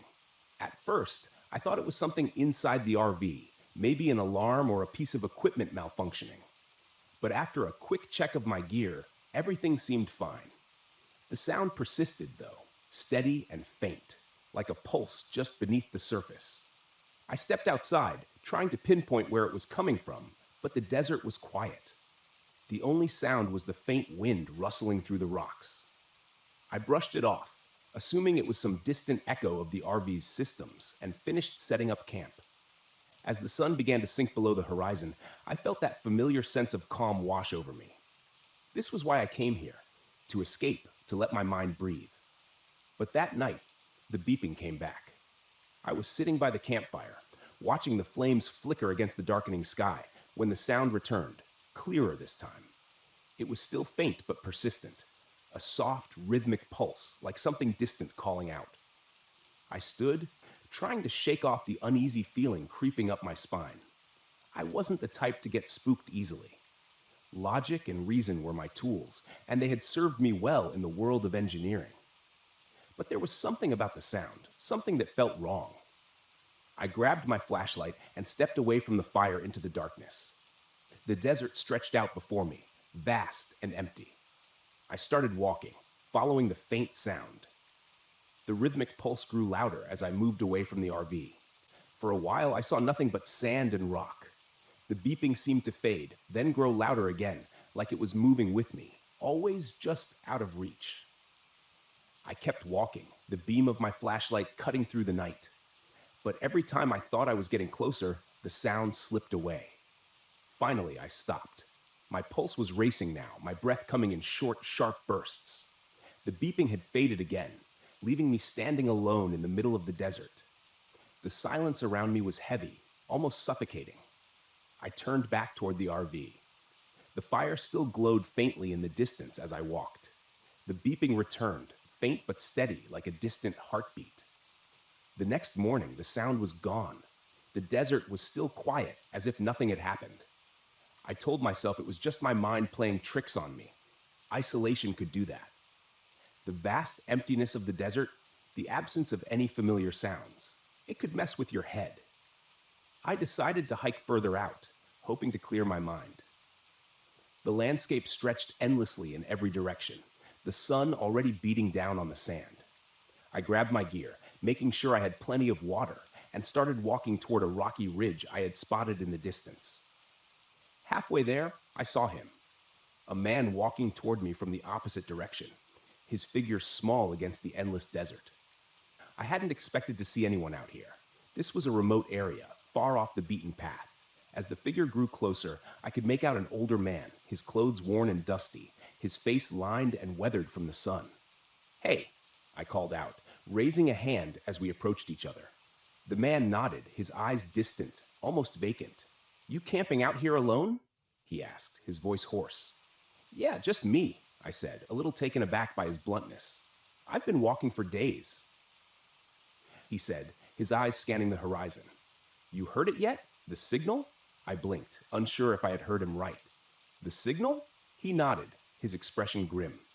"You'll hear it. Once you hear it, you can't get it out of your head. I've been following it for days. It doesn't stop." A chill ran down my spine. "What are you talking about?" The man glanced around nervously, as if the desert itself was listening. "There's something out here. Something that's been broadcasting for years. It gets inside your head. Starts with the beeping, then it gets louder. You'll see." I stared at him, unsure of what to say. He looked dehydrated, sunburned, like he'd been wandering the desert for days without rest. I offered him some water, but he shook his head and started walking again, heading back the way he came without another word. I stood there, watching him disappear into the distance, his words echoing in my mind. Once you hear it, it doesn't stop. That night, the beeping was louder. I couldn't ignore it anymore. The sound pulsed through the silence, steady and rhythmic, like it was coming from somewhere deep beneath the earth. I tried to sleep, but every time I closed my eyes, the sound was there, burrowing into my mind. I couldn't take it anymore. I grabbed my gear, flashlight, GPS, water, and set out into the desert. I had to find the source. I had to know what was causing the sound. The desert was pitch black, the sky filled with stars. My flashlight cut through the darkness, the beam dancing across the rocks and sand as I followed the beeping. It was louder now, almost frantic, like it was pulling me towards something. The GPS was acting strange, flickering in and out, as if the signal was being disrupted. But I kept moving, my footsteps crunching in the sand. The beeping grew louder with every step. After what felt like hours, I saw it, a structure half buried in the sand, a bunker or a weather station, long abandoned. The beeping was deafening now, emanating from somewhere inside. I hesitated, standing at the entrance of the bunker. The door was ajar, rusted and creaking in the wind. Everything in me screamed to turn back, to leave and forget about the sound. But I couldn't. The signal was pulling me in. I stepped inside. The air in the bunker was stale, suffocating. My flashlight flickered as I moved through the narrow corridor, the walls lined with rusted equipment and old faded maps. The beeping was louder now, the slot echoing through the metal walls, vibrating in my chest. At the end of the corridor, I found a small room. In the center, there was an old radio tower, its equipment still faintly powered by some unknown source. But that wasn't what caught my attention. On the walls were symbols, strange, intricate markings that looked like they had been carved into the metal. They spiraled outward, converging on the radio tower as if they were feeding into it. In the corner of the room, I found a journal. Its pages were yellowed and brittle. The entries were short, scrawled in frantic handwriting. They talked about the signal, how it started with the beeping, how it got louder, how it never stopped. "It gets inside your head," one entry read. "It's not just a sound, it's alive." As I read, the beeping shifted, turning into a high-pitched screech that pierced through my skull. I dropped the journal, clutching my head as the sound rattled through my brain. It wasn't just a signal. It was something more, something that had been waiting, broadcasting, pulling people in. I had to get out. I stumbled out of the bunker, the sound still ringing in my ears. The desert spun around me. I ran, my legs weak, my mind spinning. The landscape warped, the rocks and sand shifting, as if the desert itself was alive, moving with the signal. When I finally made it back to the RV, I collapsed inside, my head pounding. The beeping was now a constant, dull hum in the back of my mind. I left the desert the next morning, driving as fast as I could. The beeping was still faint, but persistent. I didn't look back. Even now, days later, back in the city, I can still hear it. A faint, rhythmic pulse in the back of my mind. Always there, always calling me back. The signal isn't done with me yet.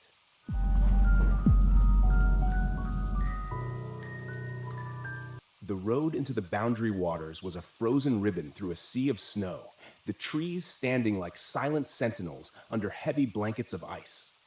The RV's heater hummed steadily, but even that couldn't keep the biting cold out. I was deep into the wilderness now, the place I'd picked to spend a week. Just me, the frozen lake, and the stillness of winter. I'd been coming to places like this for years, ever since the accident. The solitude was the only thing that seemed to quiet my mind. This time, I was here to ice fish, maybe snap a few photos for my nature blog, but mostly, I was here to prove to myself that I could still handle it. The cold, the isolation, the memories. I pulled the RV to a stop by a small frozen lake I'd scouted on a map. It was miles away from the nearest town, completely off the grid, just how I liked it. I stepped out into the icy air, my breath fogging in front of me as I took in the sight. The lake was a vast white expanse, the ice thick enough to drive on, stretching out into the distance where the trees disappeared into a blur of white. Perfect. I set up camp quickly, parking the RV near the shoreline and gathering my gear for ice fishing. The cold had a way of creeping into your bones out here, but I didn't mind. I was used to it. I grabbed my auger, trudged out onto the ice, and started drilling a hole. The sound of the blade biting into the ice echoed through the stillness, sharp and harsh against the quiet of the wilderness. Then I heard it, a deep, low rumble that seemed to come from beneath the ice. I paused, the auger still in my hands, and listened. The sound came again, a low, distant vibration like the ice shifting far beneath the surface. I'd heard ice groan before. Anyone who spends enough time in the cold knows the sound of a lake adjusting to the freeze, but this was different. It was deeper, longer, almost like something was moving down there. I brushed it off and kept drilling. By the time the hole was ready, the sun was already dipping below the horizon, casting long shadows across the snow. I set up my fishing gear, lowered the line into the icy water, and settled in to wait. The cold crept in quickly, even through my heavy coat, but I was prepared for it. I'd done this 100 times before, and the routine was comforting, but that sound, the rumble beneath the ice, kept creeping back into my thoughts. As night fell, I lit a small fire near the shore, the flames flickering weakly against the chill. I sat by the fire, staring out at the frozen expanse of the lake. The stars were starting to appear in the clear sky above, bright and distant. Then I saw it. A light, faintly flickering and coming from beneath the ice. At first, I thought it was a reflection, maybe the moonlight hitting the ice in just the right way. But as I watched, the light moved slow and steady, as if something was drifting beneath the surface. I blinked, rubbed my eyes, but it was still there, faint and regular, like a lantern swaying beneath the ice. I stood, my heart pounding in my chest, and walked toward the lake. The light seemed to pulse, growing brighter for a moment, then dimming again, always moving, always just out of reach. I tried to rationalize it. Maybe it was a trick of the light or a reflection of something from the sky. But deep down, I knew better. There was no one else out here, no one who could be moving under the ice. The rumble came again, louder this time, vibrating up through the soles of my boots. I took a step back, suddenly feeling exposed out there on the open ice. The wind picked up, howling through the trees, and I turned back toward the RV, my mind racing. The light, the sound, something wasn't right. The next morning, I couldn't shake the feeling that something was wrong. I went back out onto the lake, determined to make sense of it all. The sun was barely up, and the cold was more biting than ever. As I walked, I glanced back toward the hole I drilled the day before. Something was off. There, by the edge of the hole, was a long, jagged crack running across the ice. The crack hadn't been there yesterday. It snaked out in a jagged line, that as if something had pressed up from below. I knelt down, running my gloved fingers along the crack, feeling the cold seeping through the ice. The surface felt thin, too thin for the middle of winter. Then I noticed something glinting just beneath the ice. I leaned closer, peering into the crack. At first, it looked like a piece of metal, rusted and sharp, lodged beneath the surface. I reached into the cold water, pulling it free. It was old, jagged, like part of a machine, but there was no reason for it to be here. The nearest road was miles away, and there hadn't been any mining or construction in the area for years. The metal was strange, sharp and smooth, like it had been cut clean. As I held the piece in my hand, the rumbling came again, louder now, closer. I stood quickly, scanning the lake. The light was back, faint but steady, moving beneath the ice, closer than before. My pulse quickened, and I felt a cold sweat break out under my coat. Something was down there. Something was moving. I backed away from the crack, my mind racing. The metal, the light, the sound, it all pointed to something beneath the ice. Something unnatural. But what? The stories I had heard over the years about strange things beneath the frozen lakes, about disappearances and creatures buried deep in the ice, came flooding back. I'd always dismissed them as nonsense, campfire stories to scare the newcomers. But now, standing there in the middle of the frozen lake, I wasn't so sure. I needed answers. Later that day, as I was gathering more firewood, I came across an old ice fishing shack near the edge of the lake that looked abandoned. But there were fresh footprints in the snow, leading up to the door. Curious, I approached, knocking lightly before pushing the door open. Inside, I found an older man hunched over a small stove, warming his hands. His face was weathered, his beard streaked with gray, and he looked up at me with tired eyes as I stepped in. "Didn't expect to see anyone out here," I said, trying to keep my voice steady. The man grunted, his eyes narrowing. "Not many come this deep into the wilderness." I hesitated. "I've been hearing strange sounds under the ice, and I saw a light last night, moving beneath the surface. Do you know anything about that?" The man's expression darkened. He turned back to the stove, staring into the flames. "You shouldn't be out on that lake," he said quietly. "There are things beneath the ice, things that shouldn't be disturbed." "What do you mean?" I asked, my heart pounding. The man sighed, rubbing a hand across his face. "There's an old mining operation under that lake, abandoned long ago. They were digging deep, too deep. Some say they woke something up down there. Ever since, strange things have happened. People go missing. The ice breaks when it shouldn't, and that light, it's not the only thing that moves down there." A chill ran down my spine. "What's under there?" The man shook his head. "I don't know, but I've been coming out here for years, and I've seen enough to know when something isn't right. The lake's alive. It's watching you." That night, the light beneath the ice returned, brighter than before, pulsing like a heartbeat. I watched from the RV, my breath fogging up the window, as the rumbling beneath the ice grew louder, more insistent. I knew I couldn't stay. Whatever was beneath the lake, it was waking up. I packed my gear quickly, throwing everything into the RV, but as I started the engine, the ground beneath the RV began to tremble. The rumbling was almost deafening now, vibrating up through the frozen earth. I glanced out toward the lake, and my blood ran cold. The ice was cracking, long fissures spreading out from the center of the lake. And then, in the distance, the surface of the ice exploded upward, a massive shape breaking through. I left the boundary waters behind, but a part of me knows I'll never truly escape it. Some things should stay buried. And whatever's beneath that lake, it's not finished yet.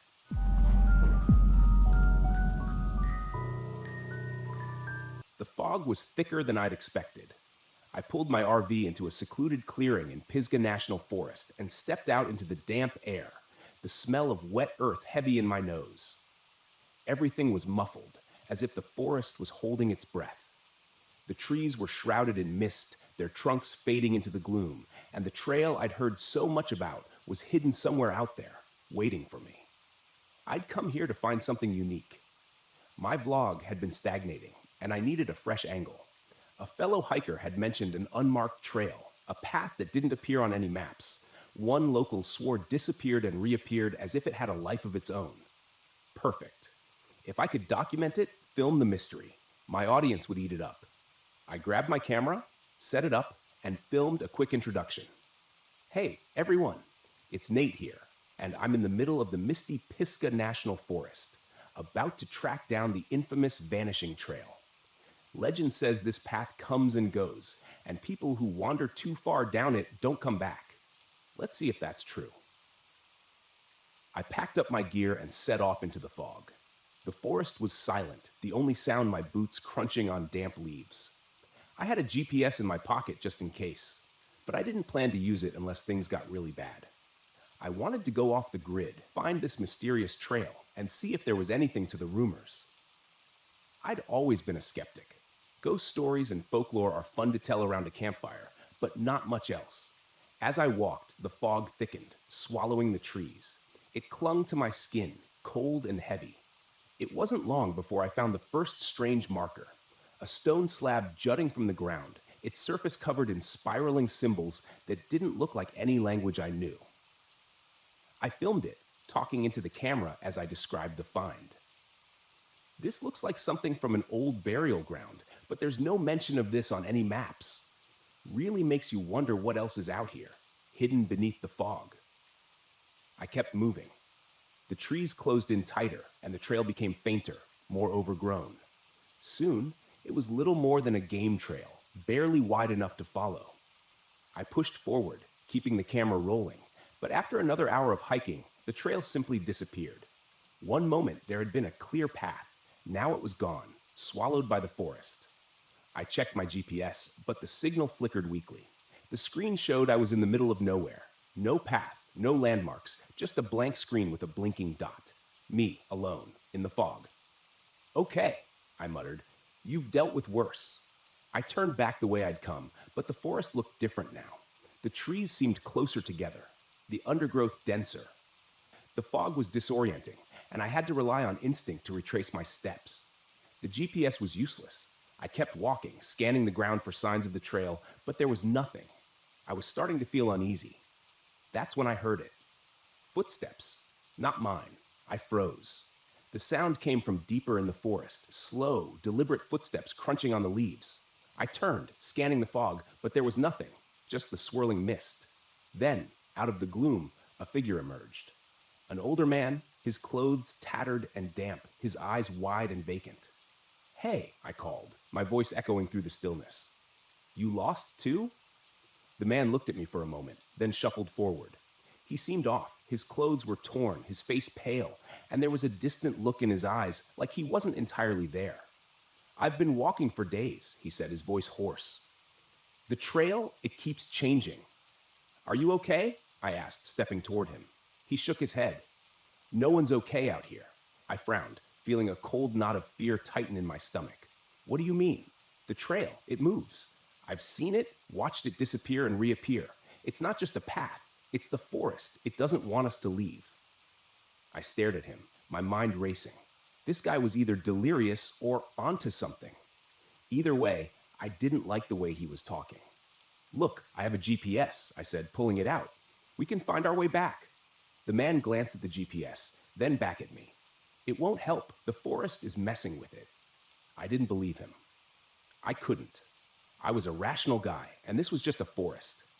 I'd get us back to my RV, get this guy some help, and be done with it. But as we walked, things got stranger.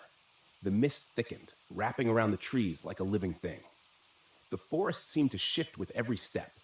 What had been an open path a moment ago would be choked with brambles.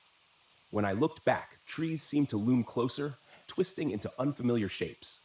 The man, whose name I learned was Eli, grew more agitated with every passing minute. "It's watching us," he muttered. "It knows we're here." "Who's watching?" I asked, growing impatient. "The forest," he said, his voice barely a whisper. "It's alive, and it's been here long before we were." I ignored him, focusing on the GPS, but even that was failing me. The screen flickered, the signal cutting in and out.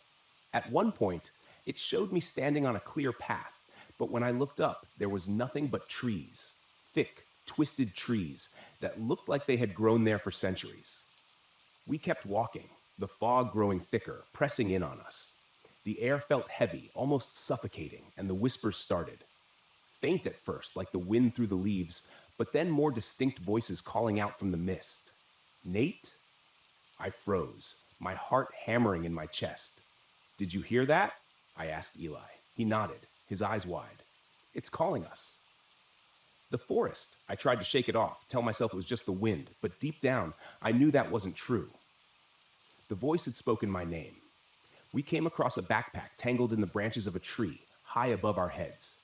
It was old, covered in dirt and torn, but when I climbed up to retrieve it, I found fresh supplies inside. Water, food, like someone had packed it yesterday. I felt a chill run down my spine. How had it gotten there? Eli was growing more paranoid, his eyes darting around like he expected the trees to come alive at any moment. "We need to leave," he kept saying, "before it's too late." We pushed forward, but no matter which direction we went, we ended up back where we started. The fog seemed to pulse with an unnatural energy. The whispers grew louder. Then, without warning, Eli was gone. I turned around, and he was just gone. The forest had swallowed him whole without a sound. I called out his name, but there was no response, only the dense mist pressing in on me. Panic set in. I was alone, lost in a forest that didn't want me to leave. The GPS was useless, and my camera was flickering, showing distorted footage of things I hadn't seen. Shadows moving in the trees, figures lurking just out of sight. I started running, my breath coming in sharp gasps. The trees twisted and shifted around me. The fog was so thick I couldn't see more than a few feet ahead. Every time I thought I'd found a way out, the forest closed in, trapping me in a maze of branches and brambles. The whispers were louder now, calling my name over and over. My camera caught glimpses of movement, dark figures moving through the mist, vanishing before I could focus on them. I didn't know what was real anymore. The forest seemed to warp around me, bending reality to its will. Then, just as suddenly as it had begun, the fog broke. I stumbled out of the trees and found myself back at my RV. The mist lingered at the edge of the forest, but it didn't follow. I didn't wait. I grabbed my keys, threw my gear into the RV, and drove, my hands shaking on the wheel. I didn't stop until I was miles away, the forest a distant memory in the rearview mirror. Back home, I reviewed the footage. I expected to see the horror I'd witnessed, the proof of the vanishing trail and the strange, shifting forest. But the videos showed nothing. The trail looked normal, the mist wasn't as thick, and Eli wasn't in the footage at all. It was like he'd never existed. I tried to tell myself it had been a bad trip, that my mind had played tricks on me, but deep down I knew the truth. The forest had let me leave, but it hadn't forgotten me, and I had a feeling it was waiting somewhere in the mist for me to return.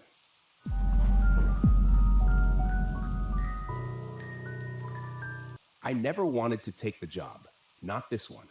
But when the bills pile up and your savings start running dry, you do what you have to, even if it means going back to the place you swore you'd never see again, Dead Man's Pass. It was Eddie's death that did it. 15 years ago, I lost my brother on that road. His rig skidded off a curve and plunged into the canyon. I was driving a mile behind him when it happened, saw the whole thing through my windshield like a damn nightmare unfolding in slow motion. I've never been the same since. I never could forgive myself for not doing more, not being there to help. That's how it goes in this life. You haul, you drive, you move forward, keep the past in the rear view. But it's never that simple, is it? I'm Hank Collins, but most people on the road know me as Rusty. Maybe it's the hair going gray, or maybe it's just the wear and tear of 30 years behind the wheel. I've spent most of my life running rigs, hauling everything from livestock to construction equipment. This time I was hauling heavy machinery for a mining outfit in Utah. Easy enough, or so I thought. The cargo didn't bother me. What bothered me was the route. Route 163, through the heart of Monument Valley, and then up through Dead Man's Pass, the very stretch of road where Eddie lost his life. I've avoided it for years, but I couldn't avoid it this time. The money was too good, and the job came at a time when I needed it most. The first sign that something wasn't right came when I crossed into the desert. The vast expanse of red rocks stretched out for miles, the sun beginning to dip below the horizon, casting long shadows across the road. It should have been peaceful, almost beautiful, but there was something off. The radio cut out first, static, then silence. Not unusual out here, but it didn't sit right. The stillness felt heavy, oppressive, like the desert itself was holding its breath. As the sun slipped away completely, I noticed a pair of headlights in my rearview mirror. At first, I didn't think much of it. Probably another trucker making the same route. But as the miles passed, those headlights didn't get closer. They stayed there, far back but steady, like whoever it was didn't intend to pass or fall behind, just keeping pace. I tried to shake it off, focusing on the road ahead. The canyon walls began to rise on either side of me, the road narrowing as I approached Dead Man's Pass. My hands tightened on the wheel, the familiar knot of tension growing in my chest. The road was winding, dangerous, with steep cliffs on one side and jagged rock on the other. I'd driven it 100 times before, but not since the night Eddie died. As I climbed higher, the truck started to act up. First, it was the brakes. They began to make a grinding noise that sent vibrations up through the cab. They were new, serviced just a week ago, no reason they should be failing. Then the engine sputtered, just once, but enough to make my heart jump. "Come on, Rusty," I muttered to myself. "Just keep moving, 1 mile at a time." But the truck didn't listen. The headlights behind me were still there, never getting any closer, never fading away. Something about it gnawed at me, a slow realization creeping in. I knew that truck. It was Eddie's. It couldn't be. Of course, Eddie's truck was a wreck at the bottom of the canyon, rusted and forgotten. But the make, the model, even the busted left headlight, it was all the same. and it was following me. I turned up the CB, hoping for some noise to drown out my thoughts, but all I got was static. My hands were sweating now, the wheels slick beneath my fingers. The canyon walls seemed to press in tighter as I reached the most dangerous curve, the very spot where Eddie went over the edge. My foot eased off the gas, but then the CB crackled to life and a voice broke through the static. "Rusty, Hank, you gotta stop." I nearly jerked the wheel in shock. I knew that voice. It was impossible, but I knew it. It was Eddie. "Eddie," I whispered, even though I knew there was no way it could be real. I fumbled with the radio, trying to clear the signal, but the voice only grew louder, swallowed by the hiss of static. "Rusty, you gotta stop. You can't make the same mistake." I was losing my mind. That's what this was. Too many years on the road, too many ghosts haunting me. That's all it was. But then the truck sputtered again. The grinding in the brakes got worse. I could feel the whole rig shudder as I tried to slow down, but the brakes weren't responding. I pumped them hard, but nothing. The curve was coming up fast, and I knew I wouldn't make it if the brakes didn't hold. "Damn it!" I shouted, yanking the wheel hard to the right, pulling off onto the narrow shoulder. The truck screeched to a stop, just inches from the cliff's edge. For a long time, I sat there, heart pounding, staring at the drop below. The canyon stretched out beneath me, a black abyss swallowing the last traces of daylight. My breathing was ragged, my hands shaking, and then I saw it. Eddie's truck was still there, sitting on the road behind me, headlights glowing dimly through the dust. But now I could see it wasn't just a truck. The rig was mangled, twisted, just like it had been after the accident. The front end was smashed in, the cab crumpled, the windshield shattered, and standing next to it was Eddie. I blinked, rubbed my eyes, but he didn't disappear. He was there, as clear as day. His face was pale, gaunt, eyes hollow, but it was him. He was looking right at me. I stumbled out of the cab, my legs shaking beneath me. I didn't know what I was doing, didn't know what I expected to happen, but I had to get closer. I had to see Eddie. My voice cracked as I took a step toward him. "How? How are you?" He didn't speak, just stared at me with those hollow eyes. Then slowly, he raised a hand, pointing down the canyon. I followed his gaze, my heart pounding in my chest. That's when I saw it. The wreckage of his truck lying at the bottom of the canyon, just as it had been all those years ago. "No," I whispered. This can't be real." Eddie's voice echoed in my mind, though his lips didn't move. "You gotta stop, Rusty. You gotta stop running." I fell to my knees, the weight of everything crashing down on me. I had run from this for so long, buried it deep, but now there was no escaping it. Eddie wasn't here for revenge. He wasn't here to haunt me. He was here because I'd never let him go. "I'm sorry," I choked out, tears burning my eyes. "I'm sorry, Eddie. It was my fault. I should have listened. I should have stopped." The wind howled through the canyon, and for a moment it sounded like Eddie was speaking again. But this time it wasn't a warning. It was forgiveness. "I never blamed you, Rusty," his voice whispered softer now, like it was being carried away by the wind. "But you got to forgive yourself." The headlights of Eddie's truck flickered once, then went out. The figure standing beside it began to fade, dissolving into the dust and shadows of the canyon. And then he was gone. I sat there on the edge of the road, staring down into the canyon where my brother's truck had fallen. The air was still, the only sound the soft hum of the desert wind. I didn't know how long I sat there, but when I finally got to my feet, something had shifted inside me. The guilt was still there, but it wasn't crushing me anymore. It wasn't tearing me apart from the inside. I could breathe again. I climbed back into the cab and started the engine. The truck roared to life, and the brakes responded this time, smooth and steady, as I pulled back onto the road. I glanced in the rearview mirror one last time. There was nothing there. No truck, no headlights, just empty miles of desert behind me. I smiled a sad, tired smile. It was time to stop running. Time to go home. As I drove through Dead Man's Pass, the echoes of the past faded into the night, leaving only the road ahead.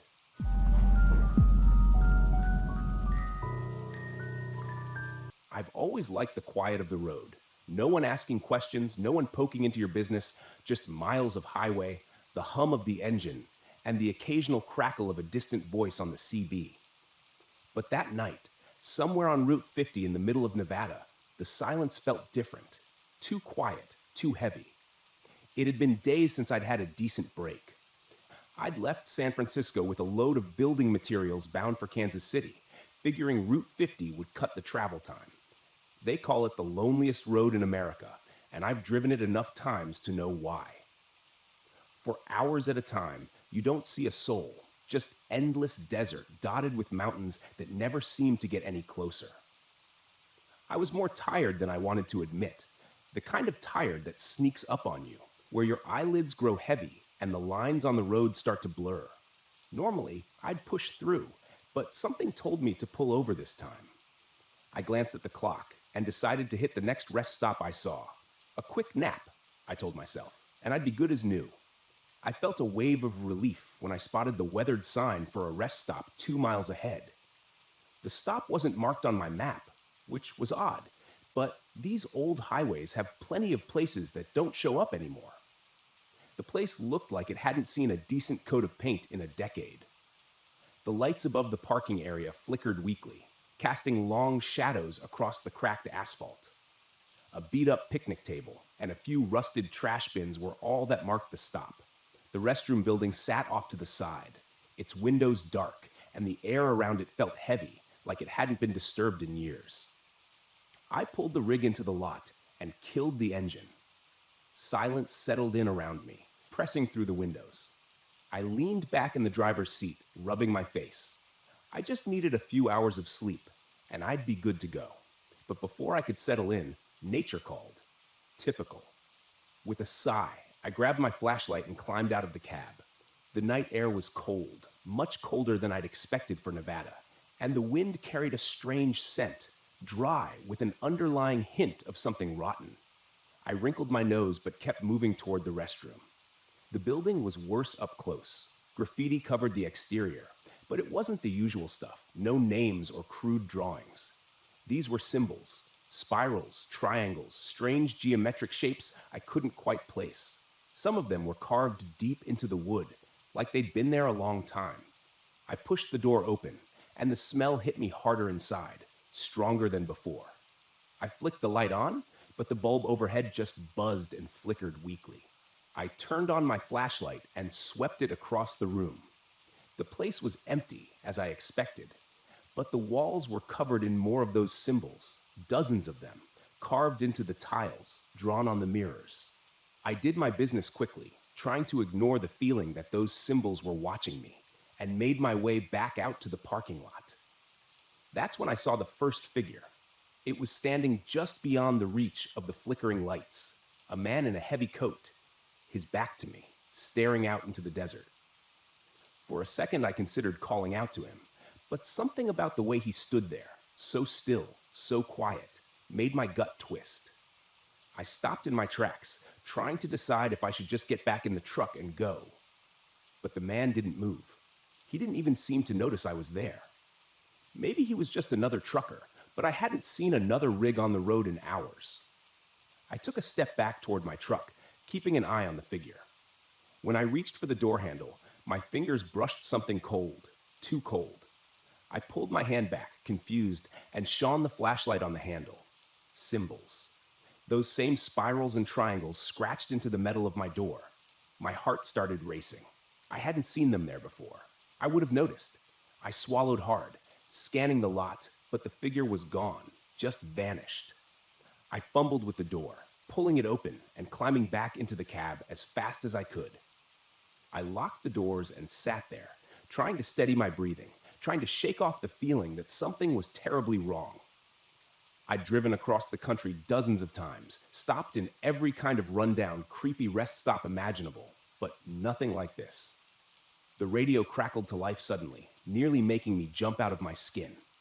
For a second, I thought it was just picking up static, but then a voice broke through, low, distorted. Frank. My heart skipped a beat. I snatched the CB mic. Who is this? Silence. I stared at the radio, waiting, but the voice didn't come back. I tried to convince myself I'd imagined it, that my mind was playing tricks on me, but the sound of my name, it was too clear. I glanced out the window again, half expecting to see the man in the coat, but the lot was empty. The only movement was the weak flicker of the overhead lights. Still, that rotten smell lingered, hanging in the air like a warning. I was about to start the engine and get the hell out of there when I noticed something in the rearview mirror. There was another figure now, standing near the restrooms. This one was closer. I couldn't make out their face in the dim light, but they were staring right at me. Not moving, not blinking, just watching. Every instinct in my body screamed at me to leave. But when I reached for the ignition, the engine sputtered and died before it could even turn over. I tried again. Nothing. The lights on the dashboard flickered weakly before going out altogether. "Come on," I muttered, trying to stay calm. "Don't do this to me now." I grabbed my phone to call for help, but there was no signal. No bars, no nothing. The figure was still there, closer now. Another figure appeared near the picnic table, and then another by the trash bins. They didn't approach, but they were closing in, little by little. My mouth was dry. I fumbled for the flashlight and shone it toward the restroom, hoping to get a better look at the figures. The beam of light cut through the dark, but when it hit the first figure, they were gone. Just gone. I swept the light across the lot, but all the figures had disappeared. Every single one. I didn't waste any more time. If my truck wasn't going to start, I'd fix it in the morning. For now, I just needed to get out. Out of here, on foot if I had to. I grabbed the toolbox from under the seat just in case and jumped down from the cab. That's when I noticed something else on the side of my truck. Etched into the paint was one of those symbols. Fresh. I could smell the metallic tang of scratched metal. It was the same spirals and triangles I'd seen in the bathroom, the same ones that had been on the door handle. The smell hit me again, stronger now. I turned, shining the flashlight toward the restroom, and that's when I saw it. The symbols were glowing. A faint, sickly light pulsed from the walls of the building. The carvings and scratches now alive with some kind of energy. The ground beneath my feet vibrated, a low hum building in my chest. I stumbled back toward the truck, my flashlight shaking in my grip, but the lights in the building grew brighter, casting long, flickering shadows across the lot. And then I heard the voice again. Frank. I whipped around, scanning the empty lot, but there was no one there. No figures, no man in the coat. Just the voice, coming from nowhere and everywhere at once. "Frank, you need to stay." I felt a cold sweat break out across my forehead. My pulse pounded in my ears, but I kept moving, trying to get back into the cab. But the symbols, they were on my truck now, glowing with the same eerie light. The handle felt like ice under my fingers. The wind picked up, howling across the lot, carrying whispers with it. Low, urgent voices layered on top of each other. Impossible to understand, but they felt old, ancient. I was frozen in place, trapped between the truck and whatever the hell was happening in that restroom. The lights, the symbols, the voices. I didn't know what to make of any of it, but I knew one thing. I had to leave now. The truck groaned as I climbed back into the cab, and I turned the key one last time, praying it would start. The engine sputtered, coughed, and finally roared to life. Without another thought, I slammed the truck into gear and floored it out of the lot, the tires skidding on the cracked asphalt. The rest stop disappeared in the rearview mirror, the glowing lights and symbols fading into the distance. As I drove down the highway, my hands trembling on the wheel, I couldn't shake the feeling that I hadn't escaped. The silence of the road was back, but it wasn't the same. The weight of those symbols, the voice, it lingered, and I knew deep down that whatever was tied to that rest stop wasn't finished with me. I don't stop on Route 50 anymore, not after that night. Some places are better left in the past.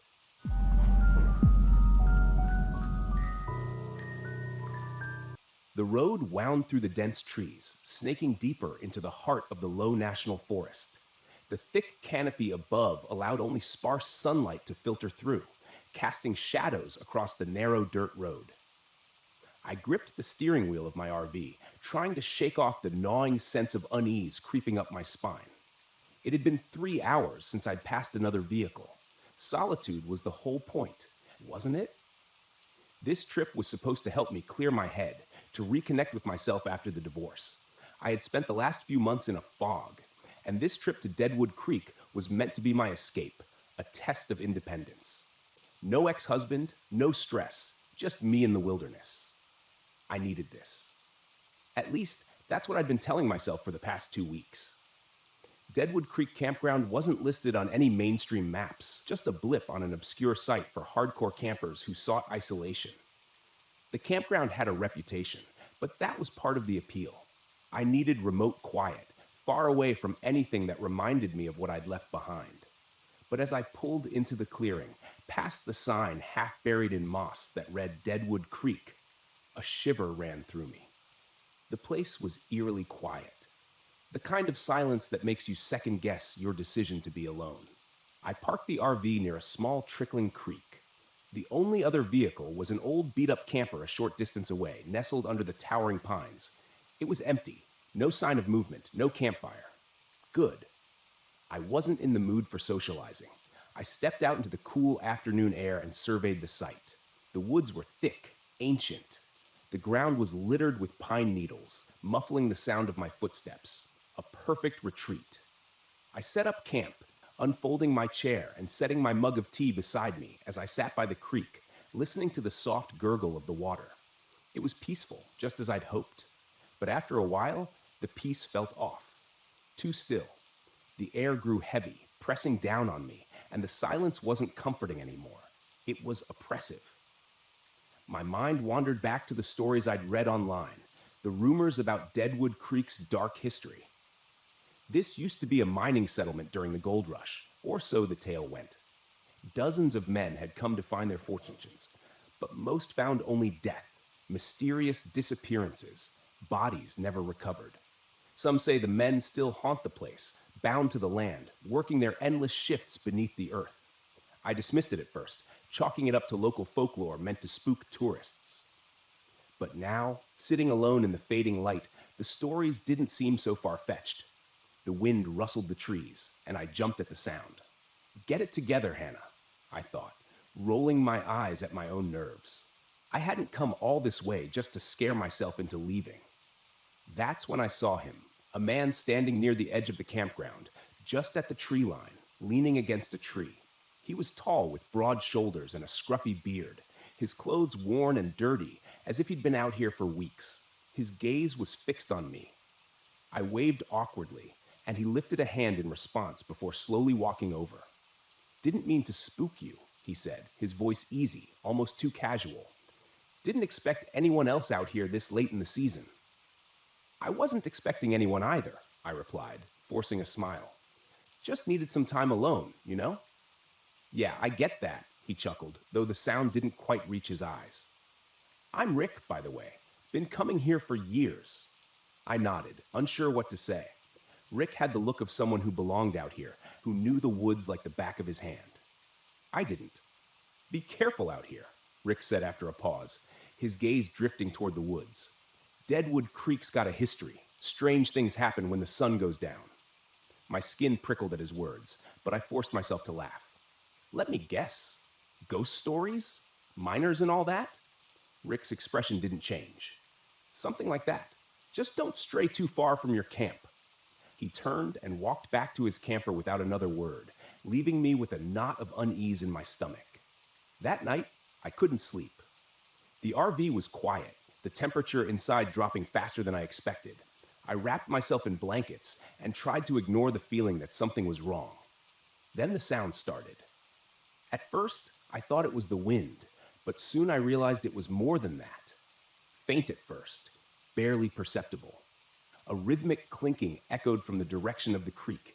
It sounded like tools, mining tools, pickaxes striking rock. I bolted upright in bed, my heart pounding. No, I was just imagining it. This was what I came here for, solitude.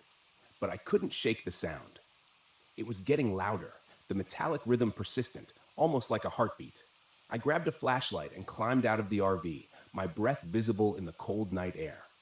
The forest was a wall of darkness, the trees looming overhead like silent sentinels. The sound of the creek was louder now, rushing over rocks, and I could swear I heard voices, whispers carried on the wind. My flashlight beam swept across the campsite, catching nothing but trees and the faint shimmer of water.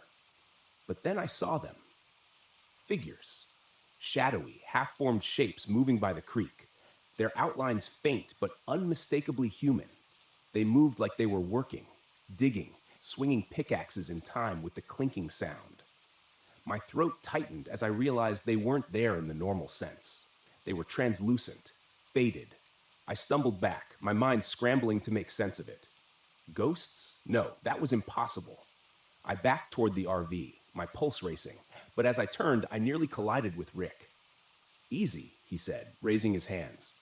"I saw your light. Thought I'd come check on you." I couldn't find the words to explain what I'd just seen. But Rick didn't need me to. He just looked over at the creek and nodded, his face unreadable. "They come out at night. The miners. Been here for over a century, trapped in their own hell." I swallowed hard, trying to suppress the rising panic. "You mean you know about this? What is this place?" Rick gave a half smile, though it was more sad than comforting. "Deadwood Creek. These men came here to find gold, but all they found was death. Now they're stuck here, working the land forever. Some nights, they're just echoes. Other nights..." He trailed off, but the implication was clear. On other nights, they weren't just echoes.